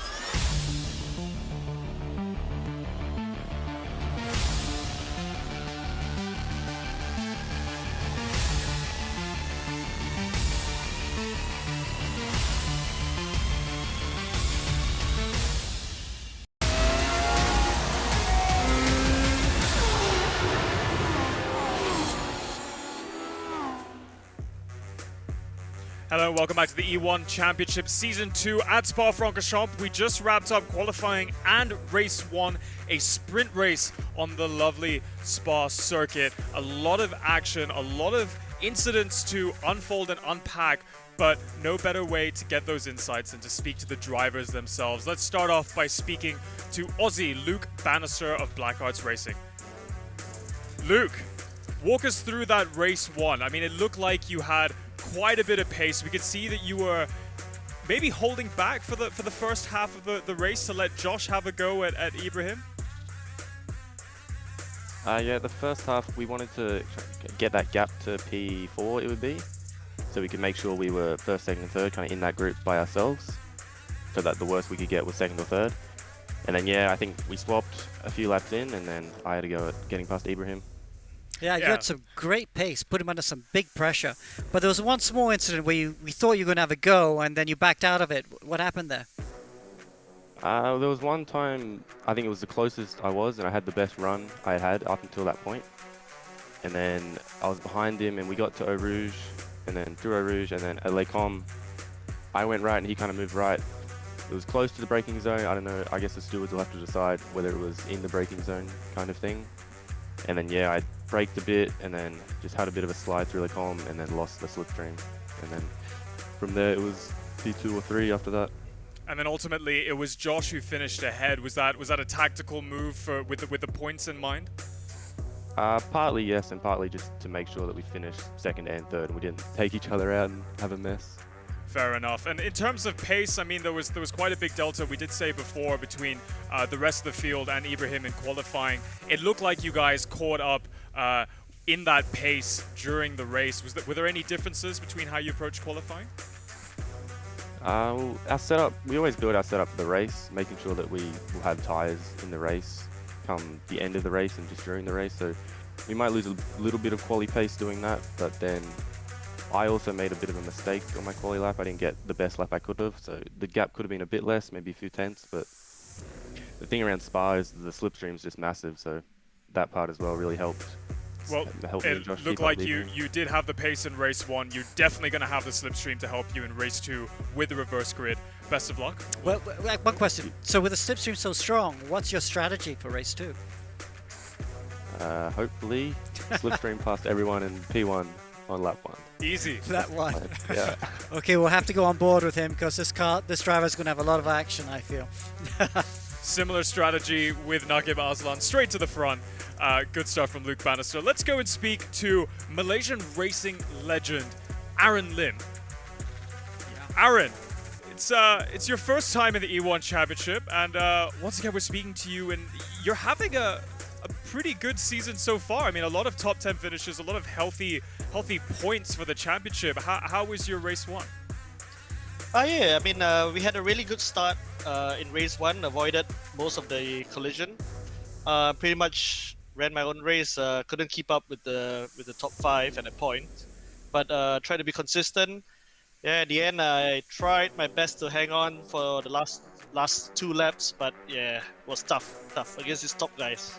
We did see you in those last few laps with Inigo Anton right on your tail. It was a little bit of contact. Can you walk us through what happened? Yeah, I think he was on the outside, and maybe I must have, just gave him a little bit, I think not enough room. But thankfully, none of us crashed, so that was okay. Fair enough. Well, Alex. Good. I mean, well, you start further up the grid in race 2. Any differences on the car? Can you make any setup changes to try and find a bit more pace? Think you can hang it out in the front a bit longer? Well, I'll try my best. Let's see, with the strategies, with the different tires and whatnot. So, yeah, I'll give it my best shot. That's a good point. What is the best strategy? One stop, hard, medium, soft? Well, so far on this track, I mean, I've tried with the mediums. It's worked pretty well. If whoever can make the mediums last long enough, I think would have the advantage with the shorter stop at the end. So, will be interesting to see. Okay. Thank you very much. Good luck, right. Aaron. We've got time for one more interview. Let's go straight to Freddie Ang. He's making his debut in the E1 Championship tonight. Let's get Freddie up on screen. Freddie, good to see you. You're a driver that I know very well. I've actually raced against you and your younger brother. You're two of the three Ang brothers that make up the racing family trio. So good to see you making your debut on the E1 Championship in E-Racing. Walk us through your race one. The race one was quite bad. I think I had a bit of collision at the start, then got up to P8. Then after Kaylen passed me through Rouge, I didn't know it's so much different following another car behind. So just a bit of inexperience there, and went off and hit the wall sadly. Wow, that was a spectacular accident because we saw you at the top of Radial upside down. But the speed of these cars is something else as well, huh? Yeah, it's actually my first time driving this car, so I only had like 3 days of practice, and I think the experience has got me, still getting used to the car, and it's so much faster compared to other cars on iRacing, so just trying to get used to it. Well, a lot to learn. We know you've got a lot of racing experience under your belt. I'm sure that racecraft is going to prove very useful in the reverse grid in race 2. Best of luck, and good to see you in our championship. Thank you. All right, up next we have the very exciting highlights from race 1.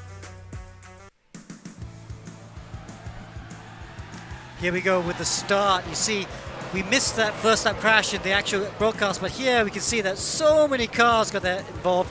Both Stratos cars lost a lot of time in that first corner. And then Ibrahim there. Here we are on board with Ibrahim. Some of the action. Indigo Anto had a good race, getting up to, I think, P7 by the end of the race. So good start, good for him, P7, P6.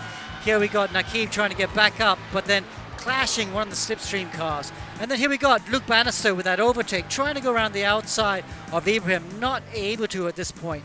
But then the next lap, he got really, really close into the braking zone. Had to look for the inside. There he is.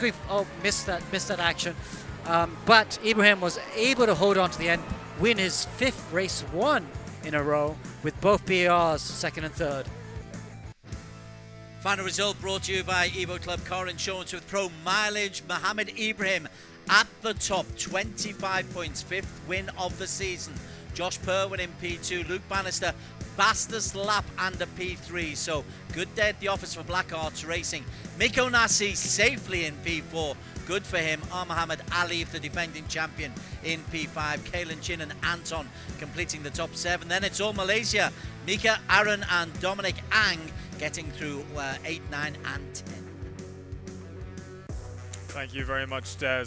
Up next we have race 2, which has that twist of not only being longer, but also has a reverse grid.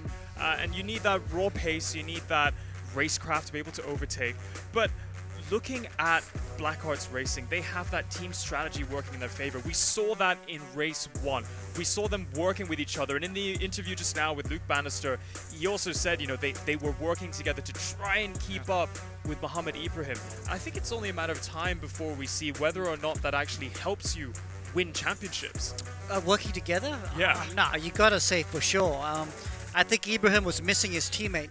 Alif was struggling for pace today, wasn't he? He I think, finished in 5th position, 10 seconds off the lead. So that's not where he should be. I know it's problem with Singaporeans, for Singaporeans, sorry, is that there's national service obviously right now. So he's in the middle of national service, working day and night. So he's struggling to do the practice that he normally does, and I think that's starting to tell. So Ibrahim does need a leap up there, and having both BlackArt drivers working together against him is hurting him for sure. Well, looking at the front for race 2, we have Joaquin Garrido, who finished in 11th, starting on pole position for race 2. We know that a lot of the Filipino fans are on our Facebook live stream, so they might be able to relay some information. Any words of wisdom to pass on, starting on pole? Well, I mean, there's nothing I'm going to tell him. Joaquin's got a great team behind him, GT Radial Eurasia, a very experienced team, do the actual Le Mans 24 hours in real life. So they have plenty of people helping those drivers. All right, well, we're only moments away from our race 2. We've got Des and Amo walking you through the action very soon, but first, a short commercial break. Don't go anywhere.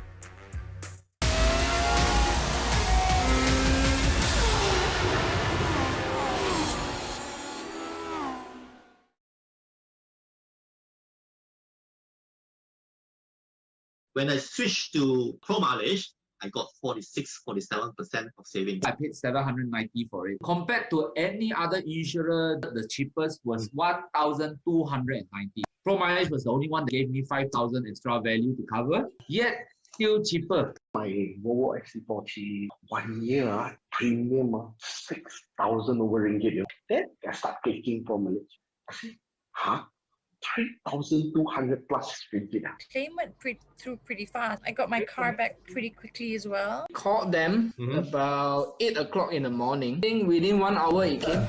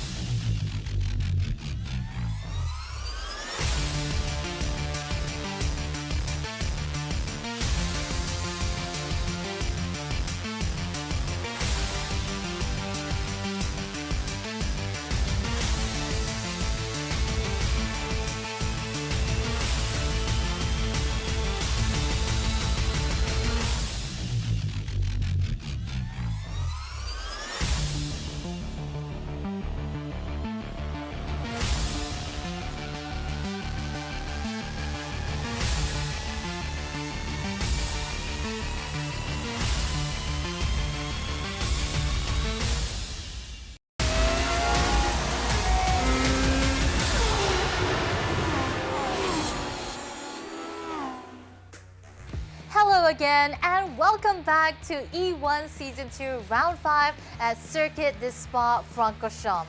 After that gripping 15-minute sprint race, let's hope the drivers keep up to speed for the last race of the day, the 30-minute reverse grid race. Now, Spa challenges the skills and bravery of drivers with an average speed of around 230 kilometers per hour, as cars are flat out roughly 70% of the time. The Camel Straight could see multiple overtaking opportunities as drivers attempt to use Slipstream to outjostle each other for pole position. Or will the overtaking happen mostly during the corners? Back to you guys at the commentary desk. Good comments from Andrea. Yes, welcome back to the E1 Championship. It's the Premier Sim Racing competition, and it's brought to you from Evo Club Car Insurance with Pro Mileage. Save up to 40% on your next claim. EvoClubInsurance.com is the venue, and here is our grid. Mohammed Ibrahim, no, that's the wrong grid. That's the old grid, isn't it? Race 1 grid. Oh, is it? That's... Yeah, it's a bit mixed up there because the top 3 just now was actually from the start of the race, but after that we saw Aaron Lim. Oh, it's okay. So we can go back to a bit of a mashup there. Sorry, we can still go back to the cars and we can talk us through it. Well, Joaquim Garrido is the man who will be on pole position alongside Dominic Ang, Aaron Lim and Mick Hakimini on the second row, Anton and Kalen Chin on the third. The race is starting pretty soon. They are all set up. It's a 30-minute competition. Now, are we just about to have a rolling start? A rolling start? Yep. Indeed we are. So we are underway. Joaquim Garrido from GT Radial Eurasia in pole position. Dominic Ang alongside him. Aaron Lim. I've loved the work of Aaron Lim alongside Mick Hakimi. Kaelan Chin and Inigo Anton starting up in 6th. You get a good start here, Amo, and you never know. You may well be able to hold on. Well, you can say Bob's your uncle then if you actually have the lead of the race. But then again, further behind might just be mayhem. So if it affects the guys all the way in front, that might also be a curse there to be on pole position. So Garrido needs to get a jump on the rest of the field here so that he doesn't get caught up with any kerfuffles behind us. So now he's going to get the green flag. Corner number 1 is crucial, Alex Young, as Joaquim Garrido gets us underway, and Joaquim Garrido gets a good start. Let's look behind just to see how much mayhem there really is. Well, Garrido has got through away nice and quickly. He's very, very sweetly through, and behind them a little bit of contact, and I think it was Nakib Aslan who's had problems once again, Alex Young. But at the front, Dominic Ang and Garrido off very, very safely. Inigo Anton drops down to P, or way down. Yeah, so incident at Eau Rouge, but his teammates at the front challenging for the lead, and he goes back in front ahead of Dominic Ang. So Joaquim Garrido leading the way. GT Radial Eurasia. It's not normally him who's there. Look at the lead they've established. Miko Nasi is the man who's got himself up into P3. But let's hold on to this battle for P1 as Dominic Ang spins out and Garrido has a 2-second lead at the front. Wow, wait, that's actually quite aggressive driving for Garrido. I've never seen him drive this hard for the lead of the race. But then again, he's never been in a position to actually challenge for the lead. So this is a great thing for him to actually get his first win. As look further behind, Bannister is actually involved in an accident just now because one guy in the pit lane, Mika Hakimi, while Josh Thomas also is involved as well. We probably get a replay of that very soon. In fact, we get a replay now. We're getting a view from Josh's on board. There's Bannister representing his teammate. Now he left him a bit of space, but what happened here? Coming out to the source, well, that's actually Ibrahim going on the inside. Oh, he's been hit by Ibrahim, and Ibrahim goes right through him. So, and second contact, loses a wheel. That might be incurring a bit of a penalty from the stewards. What I can tell you though, as we come back live, Mohammed Ibrahim, Alex Young, has got himself up into P4 from P11 after just 1 lap. What a great lap by the Indian, and it's looking really good here because the cars behind him are fighting, and he has a massive gap at the end of lap 1. So with the 3 cars in front, maybe, you know, there's less cars he has to fight with the slipstream. If he can get past these 3 cars, he can break away at the front to win race 2. The 3 cars he's got in front of him are Kaelan Chen, Miko Nasi and Joaquim Garrido. As they go through Eau Rouge, Garrido will find himself under pressure all of a sudden. He's got Nasi just behind. Further down, there's an incident with Josh Thomas. Sorry, we were just about to watch a battle for the lead, which we've just missed. Can we go back to the front? That's what happened to Josh then. That's why he's actually all the way back in 14th place. He got actually taken out by driver further behind when they were trying to avoid Dominic Ang. This is Miko Nasi up in front. Yeah, we're back to the live action then. So Garrido has actually been mugged for first. Sorry for the replay, but Miko Nasi takes the lead. Kaelan Chin follows suit. So the iRacing specialists are first and second right now. And Mohammed Ibrahim, he is closing in as well, Alex Young, on the back here of Joaquim Garrido. Garrido was in P1, but has just been swamped by the faster racers. But this is awkward for Ibrahim. He's just going to have to wait for a bit of a straight and get a bit of a slipstream before he can use his real pace. Frustration for Ibrahim. Yes, well, this is where the straight comes in. He's got this long, and that's it. He's in the slipstream, and he's just going to make it quite easy past Garrido. So there is Mohammed Ibrahim, moves into P3. And my word, we are barely into this race. We've had less than 5 minutes. Oh, and Garrido tries to nick on the inside through the final chicane, but it's safely through for Mohammed Ibrahim. This is the race lead though. Miko Nasi, second fastest in qualification, and looking pretty good here, Miko Nasi, as he comes down Eau Rouge. Let's just follow him, see what he takes. Mohammed Ibrahim in the meantime. This is how Garrido lost the lead actually, and yeah, he ran wide across Lake Combe and under pressure from Nasi, so Nasi got first and Kaelan also followed suit. But somehow he managed to hold on to third for that particular brief period of time from Ibrahim, but Ibrahim, of course, we saw just got by as chase for the lead. Kaelan overtakes Miko Nasi, as we got out of replay, about the same point here as well. Yeah, there is Kalen Chin. So, are Kalen and Miko Nasi, even though they're not teammates, Alex, are they going to try to adopt the same strategy as the BlackArts Racing team did in the first and try and use the slipstream to get some pace? Well, Miko Nasi, I bet, will be thinking about this, but I don't think Kalen is, because Kalen's just going, right, I'm out of here, and he's actually putting quite a bit of a gap. Here we're watching the replay of Kalen just going around the outside. He's on the left, goes around the outside. Miko Nasi's not fighting him. I think Miko's got his eye on the bigger prize, which is like, there's a long way to go. Let's see if we can work together to try and pull a gap to Ibrahim. We are back on board with Kalen Chin. He is the race leader, and that lead is 2/3 of a second now from Miko Nasi. Miko always looks rather somnolent in the cockpit. He's always chilled, and he's not been dropped too far. He's actually pulled that back into within half a second, so maybe they will work together. Yeah, I mean, sorry, must be a Finn thing that he's so relaxed behind the wheel. Go ahead, Alex. Yeah, pulled it back quite easily, didn't he? But yeah, no, it's I'm not sure they are working together. I don't think so, but it would be smart if they did. Coming down once again to Eau Rouge. This is Nasi in P2. Kalen Chin ahead of him in P1. Mohammed Ibrahim has really come through nicely into P3. They are the front two. The differential, 2 and a bit seconds between Nasi in second and Mohammed Ibrahim as Nasi uses the slipstream. Nasi is the new race leader. Chin just slots in nicely behind him. Nod of approval from Amo Haziq. They're working together. As Alex was thinking for a second that they might not be working together, but I think they are actually, because they are trying to pull the slipstream away from Ibrahim. But having said that, the gap just now was about 2.4 seconds coming out of Lake Combe. It's now 2.1. So Ibrahim, regardless of them working together, is still chasing. Yeah. Let's just see if we can pull away, just see how other people are doing. Josh Perwin is in P5 at the moment as we look at, an incident. Dominic Ang is there. Oh!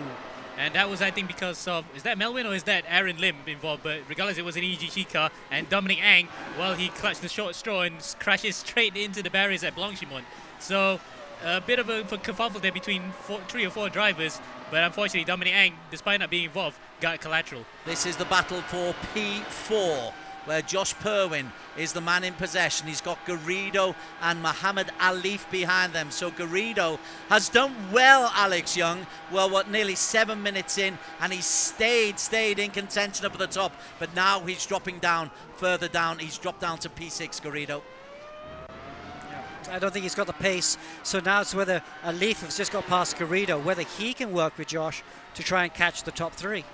So the top 3 are still out and about as we stick with Mohammed Alif. So Alif has got himself up into P5. Yeah, Mohammed Ibrahim and Josh Perwin are quite a way ahead of him. He's 1 second down on Perwin is Alif. That's the battle for Paul. Perwin goes through, Alif there, and Garrido drops back. And going back up to the front, Kalen has actually retaken the lead from Miko again, but their tactic of trying to actually swap each other's slipstream at the Camel Straight has not paid off. Look at that! Ibrahim is only about under a second behind, so the tactic to work together has not paid off, and Ibrahim, by sheer pace, is now back up to the front 2 here, and potentially gonna get a double here at Spa. So Alex Young, so Ibrahim, it's 2-on to want him in every race so far. And yet, he seems to be happy to take on those odds in this particular race. Yeah, but it's Kalen and Miko, you watch race 1, you could see when it was Ibrahim and the 2 BlackArts cars out in front, how much road they were using. They were on the limit every corner. See, Kalen and Miko have been much more sedate. They're not carrying the same speed as the guys in race 1, or using enough road. And that's why Ibrahim's been able to catch him and soon going to complete the overtake of both cars. Well, Ibrahim has got himself up into P2, and this could be a potential win double. There will be a protest, I'm sure, lodged for race 1, so it might be taken off him. But race 2, this is a consummate move from Mohammed Ibrahim this early on, and as they go down into Eau Rouge, I am pretty sure that this is an opportunity for Ibrahim if he's close enough to take the lead. Yeah, he might be very close. In fact, 3/10, if they come out of Eau Rouge radar within that 3/10, he's rest assured he is going to get this lead. And look at that, a bit of a shimmy there between both drivers, but Ibrahim comes through and takes the lead. But look at that, Nasi in 3rd place. the second of the two cars on frame right now. Gets 2 toes, but unfortunately not enough, and he stays third. But Ibrahim blasts himself into the lead, and that was pretty much expected. But lest we forget, he might be protested there by that incident at the very first corner when he hit Josh. Can we talk about tyres? What tyres are the top 3? Everybody's on medium. Everybody apart from Arif in P8 on medium. That's so interesting because you see the body language of the cars. Ibrahim looks like he's on mediums, but Chin and especially Miko Nasi, he looks like he's on hards. He doesn't look like he's pushing that car at all. Well, there is Miko Nasi. He's in P3 at the moment. He's 0.4 of a second down on Kalen Chin. They've just got to stay close to Ibrahim, but Ibrahim has just swatted them aside in this last half lap. Yeah, in fact, the tactic of working together might be against what they might have thought it might have been against Ibrahim, but it's actually been beneficial for them because them swapping positions has allowed Ibrahim to get close. And look at that, the moment that he took the lead this lap, it's almost a second now, and I believe they've already lost the toe. They're going to have to consign themselves to chasing him for the rest of the race. Gosh, that is tough. That is tough. Further down the field as Mohammed Ibrahim leads going into the next lap. Further down, Inigo Anton has got himself up into P6, a P7 from race 1, having been banished from qualification for being a bad boy. He's got himself up into P6 again. Quick, Alex Young. Yeah, very quick indeed. His fastest laps are 42.4. That's definitely without slipstream there, because if you have got a slipstream and you overtake someone down the Camel Straight, you'll be in the 41s. But he's got a big arse go, but he is closing the gap slowly to Muhammad Ali just further up the road from him. Further down on them, how about Luke Bannister, who was in a battle for the win in race number 1, actually had to settle for a podium. That's him and Naki Baslan. This is P10. This is tough for Luke Bannister in race 2. Just as we thought that his form was a bit of a rebound, it has actually come crashing back down to earth, firmly in terra firma. But there's still about, half the race left to go, less than half the race left to go. So, sorry, more than half the race left to go for Luke. He can still recover some points and come up to at least the top 5. But this second race is proving to be detrimental for him as he hits the back of Arif Azmi there. Arif might have been a bit rude in that defense, and for sure that might just be another instance where we saw, like in race 1, Ibrahim defending a bit too hard.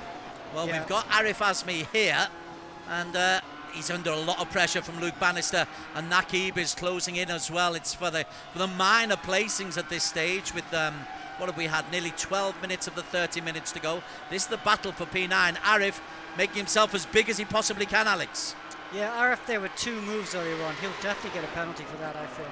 But we will see. And also the fact that this is not the first time that Arif has actually blocked off BlackArts car to let Nakib Aslan through. Remember, we saw that in Indianapolis where he blocked off Josh and let Nakib through. So this might be yet another driver that's into the bad books of the top drivers for Arif Azmi. Well, that is the battle at the moment for, Luke Bannister in P9. Next, he'll be looking at Joaquim Garrido as they come down through Eau Rouge. Love this view. You don't get this often on the real racing cars. That's beautiful as Luke Bannister looks forward. And then Naki Baslan is in the slipstream. Alex Young tries to go around the outside. And Naki Baslan is able, or is he not? No, Bannister holds on. Good defense there by Bannister, wasn't it? Obviously running less downforce in the Stratos cars, is able to hold him off.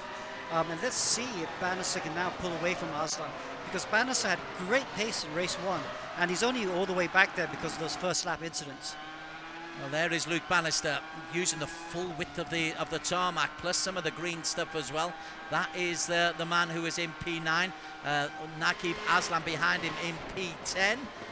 Further down, I can tell you that we've had 3 racers already out of this race. Mika Hakimi, Ivan Vantagiato and Freddie Yang have all dropped out.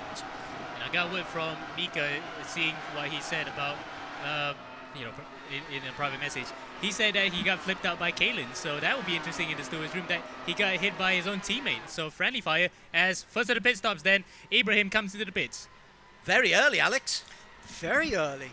I wonder if he's going to go to the hard tyre, because this is too early to make it to the end of the medium tyre, I would have thought.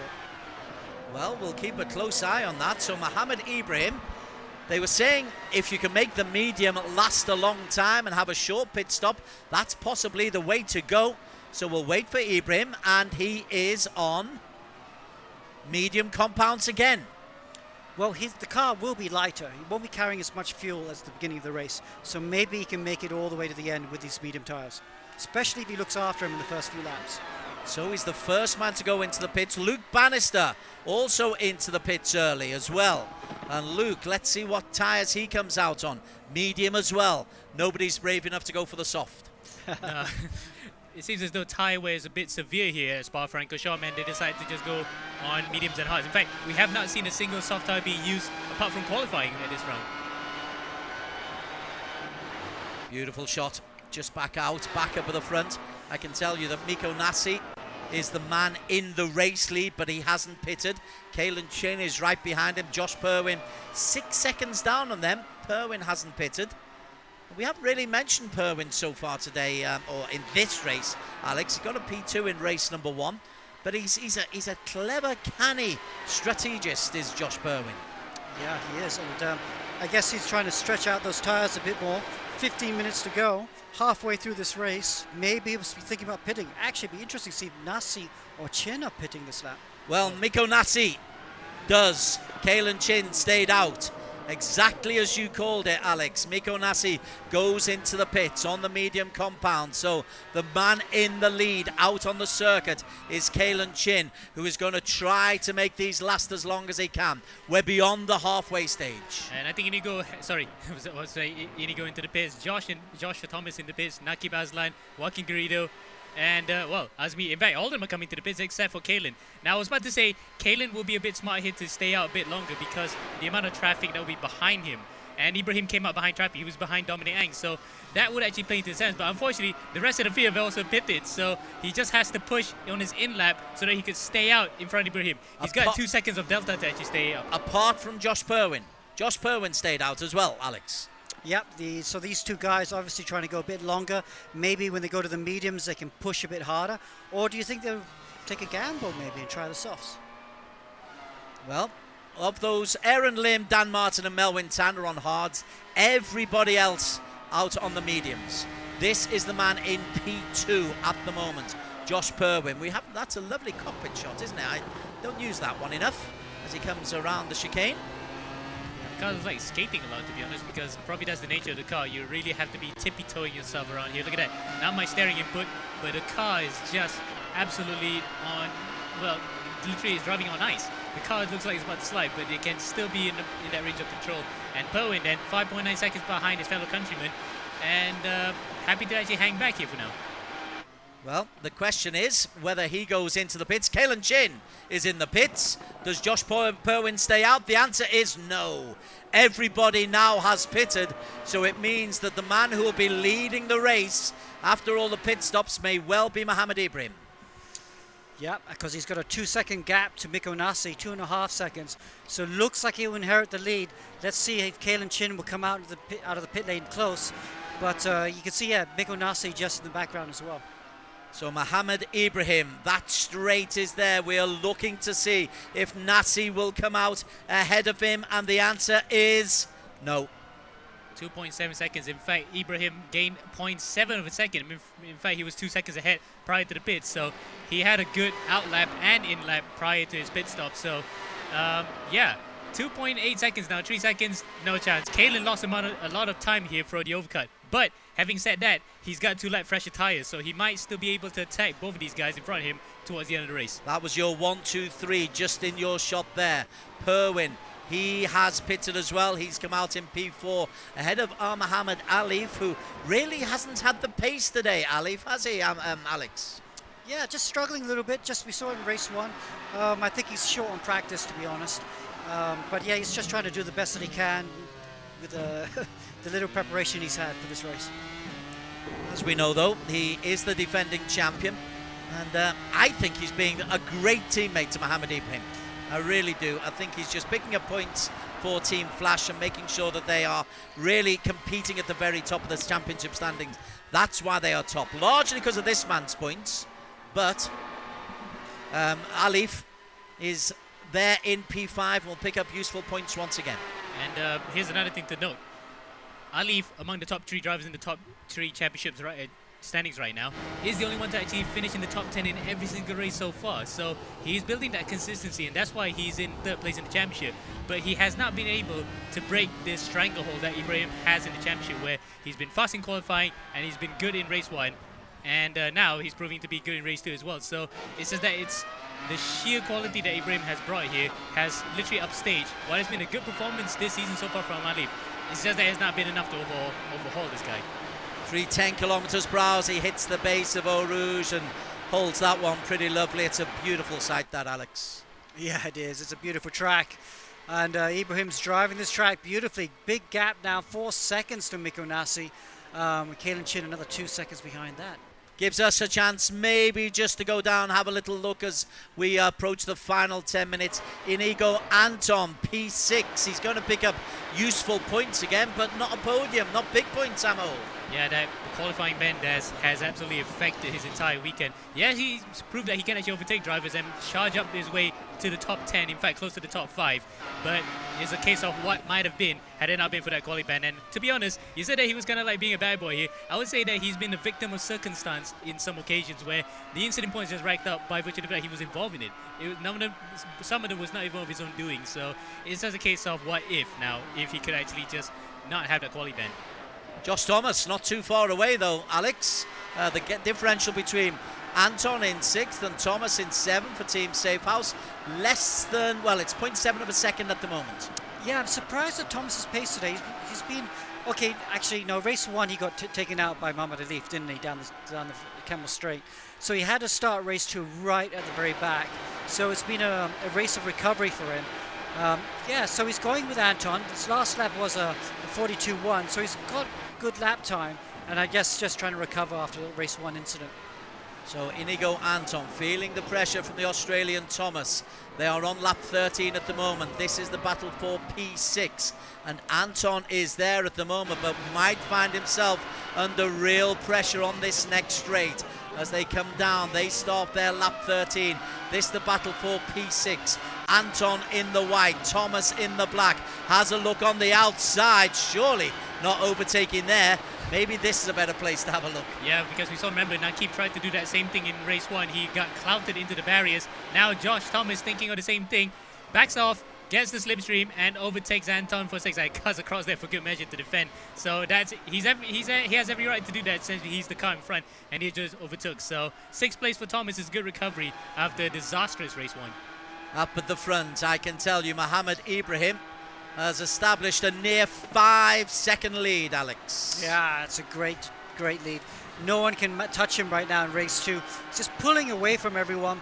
He did do that early pit stop though, so I think that's the only thing that could possibly trip him up, is if he runs out of tyre on the second set of tyres. But such is his lead right now that he can really back it off and should still come out home in front. How about Luke Bannister, BlackArts Racing? We'll visit Josh Purwin in a moment, but Bannister is in P8 at the moment, and the man right behind him, Naqib Aslam.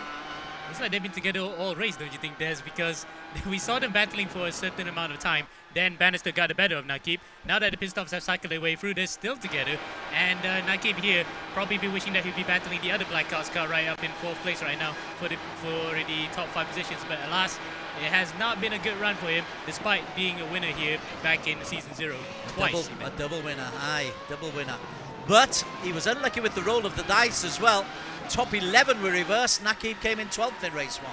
Just one position short, as Martin Brother would say, a dollar late and a day short. So, sorry, a dollar short and a day late. So, unfortunately for Naqib, that's how the cookie has crumbled for him. Now he's just hoping to finish in this top 10. In fact, 8th will be a bonus for him, and 7 if Inigo were to be caught by both of them. There is the battle for 8th and 9th place. Arif Azmi, I can tell you, Josh Thomas and Inigo Anton having a right old ding-dong battle there, and Thomas has re-established himself in P6, Alex Young. Yeah, looking very good. I mean, I think I got a feeling this is going to go to the end because they both got very similar lap time. So it could become to a bit of a strategy. Who wants to lead on the last lap? Because you're going to get the slipstream up to Lecombe. We are on lap 14 at the moment. There are 6 minutes still to race. They're lapping what, in the 141s or so. So what have we got? What's the maths? Four laps? 4 laps left? Yeah. Six plus-ish. I mean, we can take 6. Take 6 the most. So coming up now into the final sector, look at that. That's a bit of gravel that Joshua Thomas actually got onto his tyres. Didn't lose that much momentum, and Inigo Anton probably gets the slipstream now. There we go. He's gotten the slipstream. Thought that Thomas would lose a lot more momentum than that as they come out to Blanchimont here. Will there be a move from Inigo? Remember, he has had instances in the past where he got moves a bit wrong. He's a thinking man this time. He backs off and probably wants to get him at the end of Rouge and Radion and onto the Camel Straight and up to Lake Cone. Well, we're on board once again with Inigo Anton in P7. Loses just a little bit there as they come round corner number 1, La Source. And this is always a view as they come sweeping down the hill. In the real life wet, it was a terrifying scene.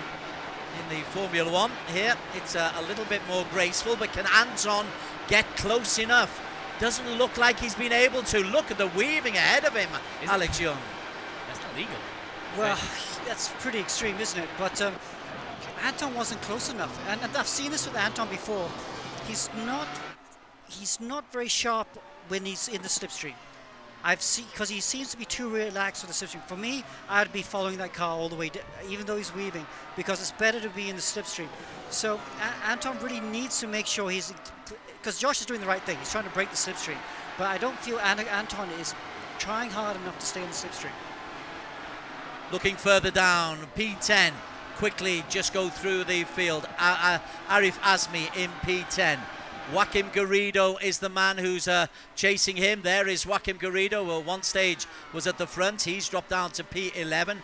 Aaron Lim will be in the points once again, but you can see as the camera catches onto him, Aaron down in P12 will be in the points. And for Slipstream, another whip pan from the camera finds Dan Martin in 13 and Dominic Ang down in P14 from Stratos Motorsports. Stratos not having a good time of it today. However, one team who is having a super duper time, or one person, Mohamed Ibrahim, whose lead is close to 6 seconds now, Amo Hazik.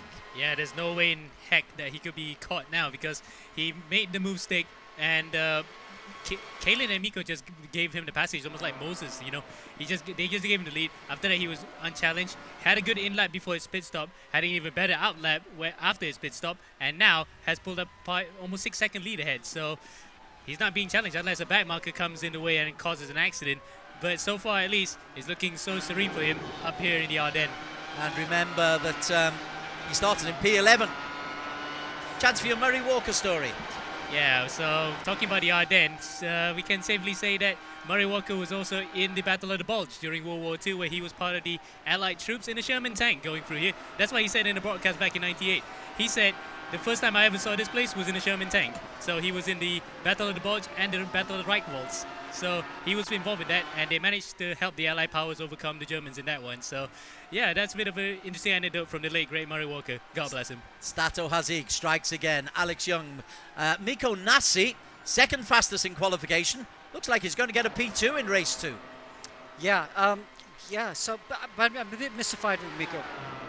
He had the pacing, well, I mean, not against Mohamed Ibrahim, but he just didn't really fight Ibrahim when he came through in race 2. I thought he was going to put up a bigger fight. You saw how the BAR boys, BlackArts Racing drivers, were really fighting hard with Ibrahim. I was a bit surprised how Miko Nassi's been quite relaxed. He's not been his usual fighting self, but he's been very chilled. And I suppose that chilledness is going to give him second position.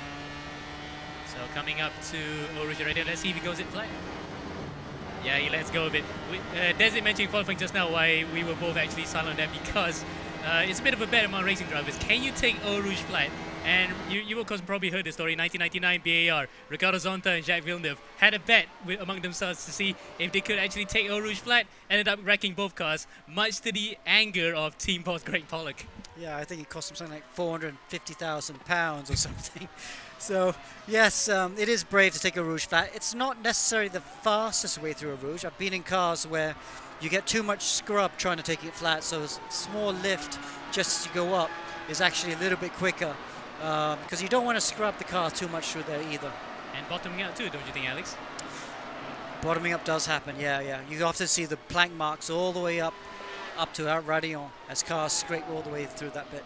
Focusing on Kalen Chin just for now because he's not had much care and attention, but it's another podium coming up for the teenager. Yeah, looking at his results, it's just been so consistent. Okay, so this will be only his third podium this season, but a very good podium nonetheless. He's just been that silent performer, and that's why he could challenge for the top 5 championship now that Nakib actually has a bad round this time. We are indeed in the final lap of the race, and Mohammed Ibrahim will... Oh no, 30 seconds to go. So this is now the final lap of the race as Mohammed Ibrahim. It's almost a victory lap, Alex Young, and who can catch him? Where's he got this pace from? He's always had this pace, hasn't he? I think he was made very easy for him. He had a great first lap, went up to P4, and then the top 3 that were in front of him really didn't put up much of a fight, so made it very easy for Ibrahim to get to the front.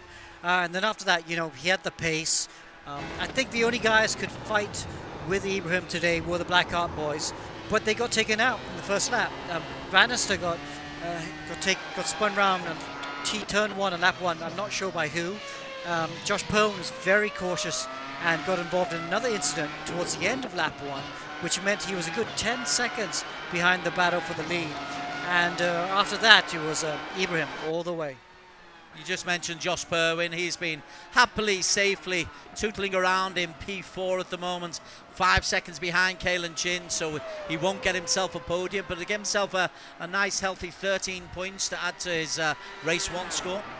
It will, but unfortunately in the grand scheme of things, he has lost a lot of points to Ibrahim. Add to the fact that we can add insult to injury, Ibrahim got another pole position, so 25 points alone from qualifying has been gained from Ibrahim, and Josh hasn't had an answer to that. He might still be taking the championship, but it's going to be a tall order here from here on out, trying to catch this man who has been dominating in this entire championship so far. We've got to stay with Mohammed Ibrahim, Alex Young, because as he comes through, he takes checkered flag on back-to-back occasions. There may be a protest for race 1, no protest for race 2. This is as comprehensive a victory as you can possibly get. A little smack in the back as he goes through, but it's a win double at Spa for Mohammed Ibrahim from Team Flash. Yeah, and we look at the rest of the field there. Nico Nassi second, third Kalen Chin, fourth Josh Bowen, fifth Alif Anton gets the better of Josh Thomas to finish in sixth. What an amazing weekend he's had despite the quali ban. He's gained so many positions. If he had a hard charger award or the overtaking award, he should be up there. He's overtaken so many cars. But Mohammed Ibrahim is the winner, and Alex, hopefully we can have a chat with him. It's becoming a familiar conversation with you two. Wow, Ibrahim, a great race. Take us through it, especially that first lap. What happened in that first lap? You had a mega first lap to go up from 11th to 4th? Yeah, it was. Yeah, I'm really happy with the race win. And it was the start. Yeah, start was just. I just tried to stay out of trouble, not to do anything, to have any mess with anybody or anything. So I took it as carefully as possible. Was it easier than expected? I expected a bit more of a fight from the others, but you just seemed to kind of cruise by. I mean, as we were saying in our last interview, the Slipstream just kind of seemed to help with everything. Yeah, definitely. No, the Slipstream helped me now, actually. It was a massive help. That it really helped me get past everyone. So it was a big help, the Slipstream now. One interesting thing as well that we spoke about was tire wear, and we could see in your driving style, you are pushing the car a little bit harder than maybe some of the other drivers on track, and we could see the car twitching around. You were also you were the first driver to make a pit stop. Were you seeing a lot of tire deck towards the end of your first stint? The tire wear was alright. I pitted quite early. Yeah, definitely quite early. I pitted. But the tire wear was alright. It was a bit tricky at the end, but it was all under control. Okay, so I mean, a double win here in round 6. It's round 5. Next round we take a break, but I want to just chat to you a bit about this, Ibrahim, because with the next round, actually not the next round, the round after that, we're going to go to a different car, Lotus 49, historic car. Have you been practicing with that car? Would that be a tricky car, or do you think you can still maintain your speed? I haven't even bought that car, so I don't even have it. So. I'll start practicing soon. Good. Keep it that way. We wanna make the playing field as even as possible. Give yourself a little bit of a handicap. Give the others a chance. But great job, Ibrahim. Clean sweep is the phrase I'm looking for. Pole, race 1, race 2, perfect evening. Congratulations. Yeah, I mean, I'm really again thankful to God. Thankful to Allah that the race went smoothly because so many things could have happened. It's an absolute, like it's a bit of a lottery, because it's just about surviving, so if you get away with it, you get away with it. Well, and you did indeed get away with it. Congratulations. Over to you, Des, to walk us through the unofficial results from race 2. Yeah, these have got to be Ratit's 5, but Mohammed Ibrahim with the second victory for Team Flash. Miko Nasi, a very, very solid, if unspectacular P2, but that's 20 points for Miko. Kalen Chin, a solid P3 as well. Josh Perwin will pick up points, but he will lose out on the overall standings to Ibrahim. Alif again at 11 points for him. Inigo Anton, always top 6. Nakib, that's a good recovery, but of course he wants to be better. Arif Azmi, Apex Racing, spectacular in P8. Josh Thomas crashed out. A difficult weekend for the Aussie in Safehouse. And Garrido finished 10th. Good result for him. Remember, he started off on pole, finished in P10. The point scorers, Dominic Ang, Aaron Lim, Luke Bannister. That's a tough day for Luke. And Dan Martin with a first point for Freddie Ang from Apex T Racing on debut. Out of the points, Melvin Tam, Ivan Vantagiato, and Mika Hakimi. Oh, tough day at the office for Mika and Ivan, but a great day at the office for Mohammed Ibrahim. Indeed, a clean sweep for Mohammed Ibrahim. I'm really interested to see what this is going to do to the overall championship points. We have all of that, interviews, more race analysis coming your way right after this break. Don't go anywhere.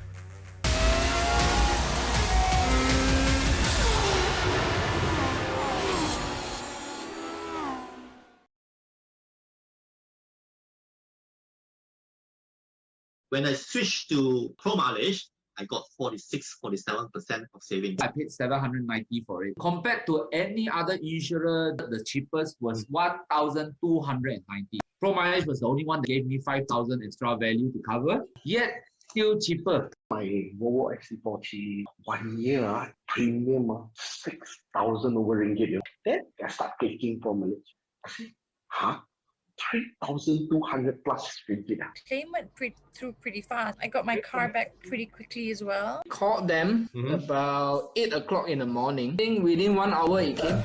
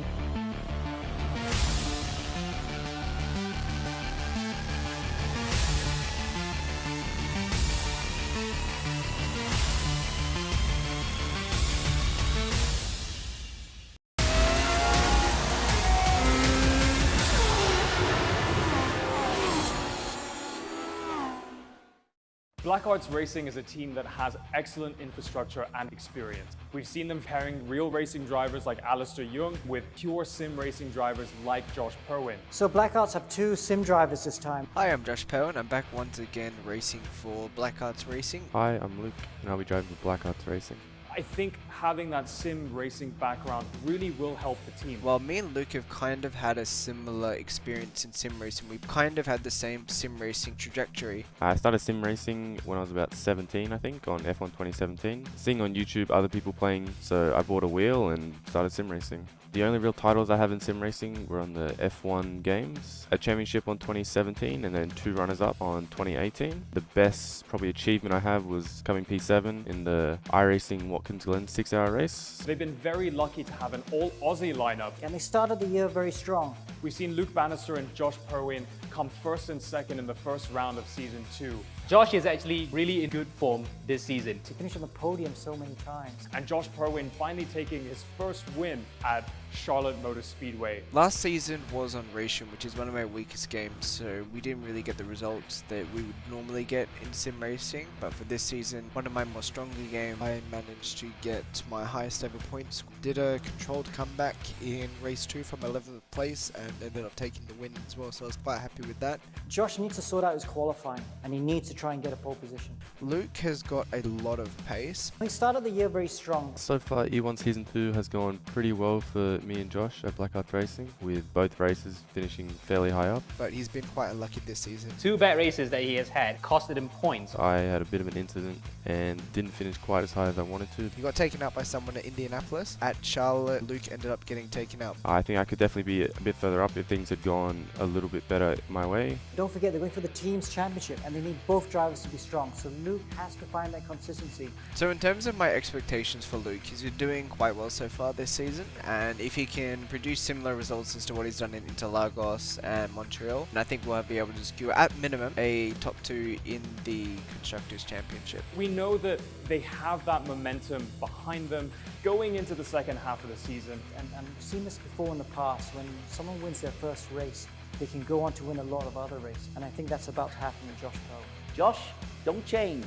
You're a genuine contender the way you are. So our goal is to win both championships. Even though we slipped down to second in the team's championship, we're not too far behind. Second place is first loser. At the end of the day, there's a very, very strong challenge coming from the boys in orange. Don't discredit either of the Aussies. They've done very, very well. Aussie, Aussie, Aussie, oi, oi, oi. Second place is the first loser. I love that. I'm going to use that, Josh. I hope you don't mind. Welcome back to the E1 Championship. It is Season 2. We've just wrapped up Round 5. We've had qualifying Race 1 and Race 2 at Spa-Francorchamps, and all of this action is brought to you by our lovely sponsors, Evo Club Car Insurance, where you can save up to 40% off of your next car insurance renewal. Make sure you check out their website. It's there on the screen, evoclubinsurance.com. Now, we just had a great piece there on BlackArts Racing. We've seen a lot of the Australian duo in Race 1 and Race 2. Amo, I'm going to throw this question to you. We know they have a strong driver lineup. I mean, what would be your assessment of their strengths and weaknesses? And one of the strengths, just to get you going, is we know that they can work together, and we saw that in Race 1. Yeah, definitely. That's also the strength, that they work together. Plus, they are also iRacing specialists, so they know the game like the back of their hands. Inside out, they know what to do with the car, they know how to drive it. But probably the main weakness right now, and we saw that in the team's championship standings, is they are not close to Flash as they are supposed to be because of what's happening to Luke's form.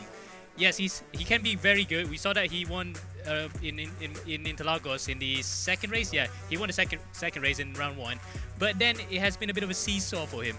It's not attributed to him mostly. It's mostly because he's been in a bit of the wars. You know, like a bit of bad luck. He gets in collisions sometimes. That has been hurting their form. So if Luke can actually get that kind of bad luck out of the way, he could definitely be helping out the team for the Constructors' Championship. Or sorry, Team's Championship. Seesaw indeed is the correct term. And looking at the leading of the two drivers, Josh Perwin, a little bit less of a gap, more of a gap to P1, who is of course Mohammed Ibrahim. Des, do you think in the second half of this championship the title fight is going to continue being between these two drivers? Well, these are Alex Young rules, don't forget. So there's the mystery circuit, and anything could happen next week. Really could. Plus, you've got double points available on the last race of the season. Plus, the drivers have got to drop around as well. So there's an awful lot of mitigating factors still to come in. So Ibrahim may be running away with it, but you saw the attitude there of Josh Perwin. You know what? He's so beautifully miserable all the time. It's fabulous. Don't change, Josh, because you're still in this title race. Stay miserable. I'll hate to know you when you're a grumpy old man. Well, let's go and speak to Josh himself and get some insight on how his race has gone this evening. We can get him up on screen. Josh Perwin, there you are. P2 in race 1, P4 in race 2. Walk us through your race 2. Alright, so at the start I got taken out by Mohammed Ibrahim. I don't know whether it was intentional or not, but it was very suspicious because he just went basically straight at turn 1. He went for a super audacious dive bomb. I gave him the space and yeah, completely took me out. So and I don't know if Team Flash want to play dirty or not, but that's what it seems from our point of view, unfortunately. And then after that it was just a recovery race, but yeah, I think we would have won that race if Mohammed Ibrahim hadn't taken me out.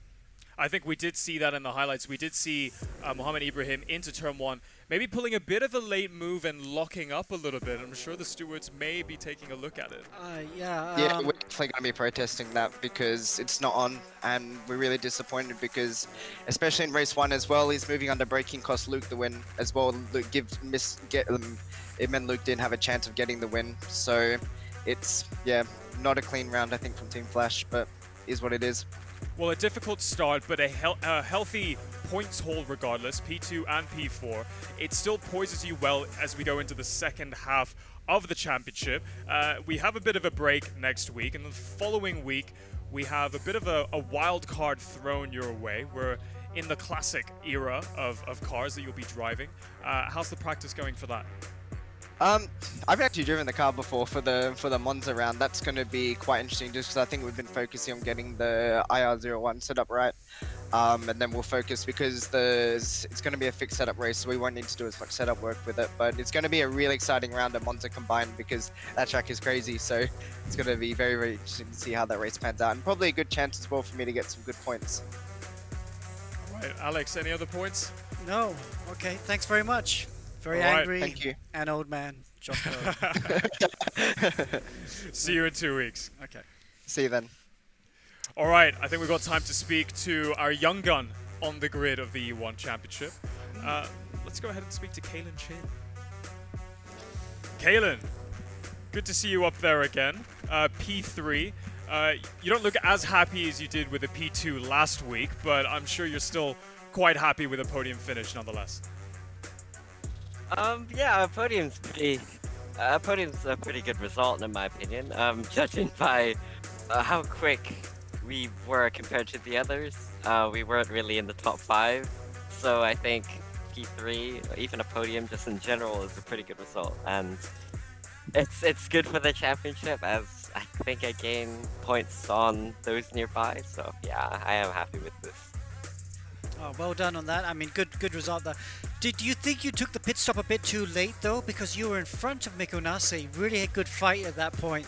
But you pitted, was it a lap or 2 laps after him? Yeah, looking back at it right now, I think, yeah, I should have probably pit when he pit. But, I mean, I'll learn from this. But yeah, it was a pretty fun battle with him. Yeah. Pitting a lap later was probably a mistake. But yeah, I will definitely learn from this, and hopefully I won't make the mistake again. Yeah. I mean, it was a great battle. We were talking about it in the race, and we were wondering, were you and Mikko working together to try and pull a gap to everyone else, or were you just fighting hard? I mean, I don't know what it was like on Mikko's perspective, if he was trying to work with me or if he was trying to battle, but I was just trying to work with him to not lose time to Ibrahim and also not lose time to Josh and Elise behind. So working with him was probably the best outcome. As I said, we didn't really lose much time. So yeah. One last question before you go, and I really want to hype this up because I'm super excited for this race. But next race, we're using classic cars, a classic Lotus, less downforce, more akin to driving a go-kart. And that's, of course, where I've seen you race in real life. Do you think that your experience in driving karts and skating all around the place is going to give you an advantage on track in 2 weeks' time?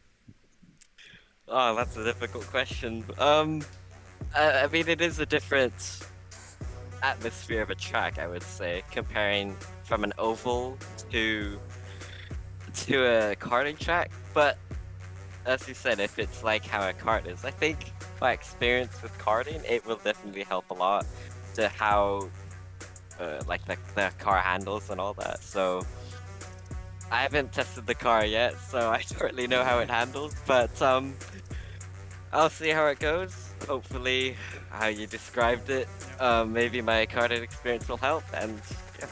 Well, we know for sure that some other drivers haven't had any practice yet, so you're not at a disadvantage yet, but keep making podiums a regular occurrence, and we'll see you in 2 weeks. Thank you. All right, we've got time for one more quick interview. Let's go speak to the second of the fast Filipinos, Joaquin Garrido of GT Radial Eurasia Motorsport. Joaquin, you've had 2 11 places tonight, and you also started on pole position with the reverse grid in race 2. Walk us through that race. Walk us what it was like starting from pole position. Well, starting from pole was a tough challenge for us since I'm not really used to starting up there. Our plan was just to stay in front as long as possible and hope that my teammate would start catching up and gain ground on us really quickly. Okay. How was the car though? I mean, it looked like your first 2 laps you were up there, no problem. But once you lost 1 position, you went back quite quickly, didn't you? About the car, well, we weren't able to do much of setup work, so we just drove baseline setup and then hope for the best. Okay. All right, well, best of luck in 2 weeks' time. There's a lot of practice, I'm sure, that's needed for setups on this new car, on a new track, and we'll see you then. All right, thank you. All right, we have race 2 highlights coming your way. Let's get straight to it. So here we go, rolling start for race 2, and Joaquin Garrido got the jump on everyone, had a good start. There's that clash between championship rivals, Ibrahim on Josh Perwin. Josh said cost him the race win. This is further down in that first lap with Carnage still halfway through the lap, and then there's another one. I think it was Dominic Ung through no fault of his own, I feel. But then Ibrahim, great pace, made his way through the field, got past Garrido, although Garrido did not make it easy for him. Really good battle between there. But then after that, Ibrahim had clear running and was soon hunting down the 2 in front, which was Kalen Chin and Mikko Nasi. Here he is, finally got past Mikko Nasi first and then got past Kalen Chin rather easy. I was kind of surprised how both drivers didn't fight him harder. And then Ibrahim running away at the front was the first to pit and was able to hold on quite comfortably to win by 6 seconds from Mikko Nasi. Kalen Chin in P3, Josh Perwin recovering to P4. These results coming to you courtesy of EvoClubInsurance.com. They are our sponsors. Mohammed Ibrahim looks like he's picked up 27 points there, but there will be protests for both racers. Mikko Nasi, a solid 20 points for him, ahead of Kalen Chin, another podium. That's 3 so far this season. Josh Perwin just outside of a podium, a solid 4th. Muhammad Ali picks up double points once again. Car number 44.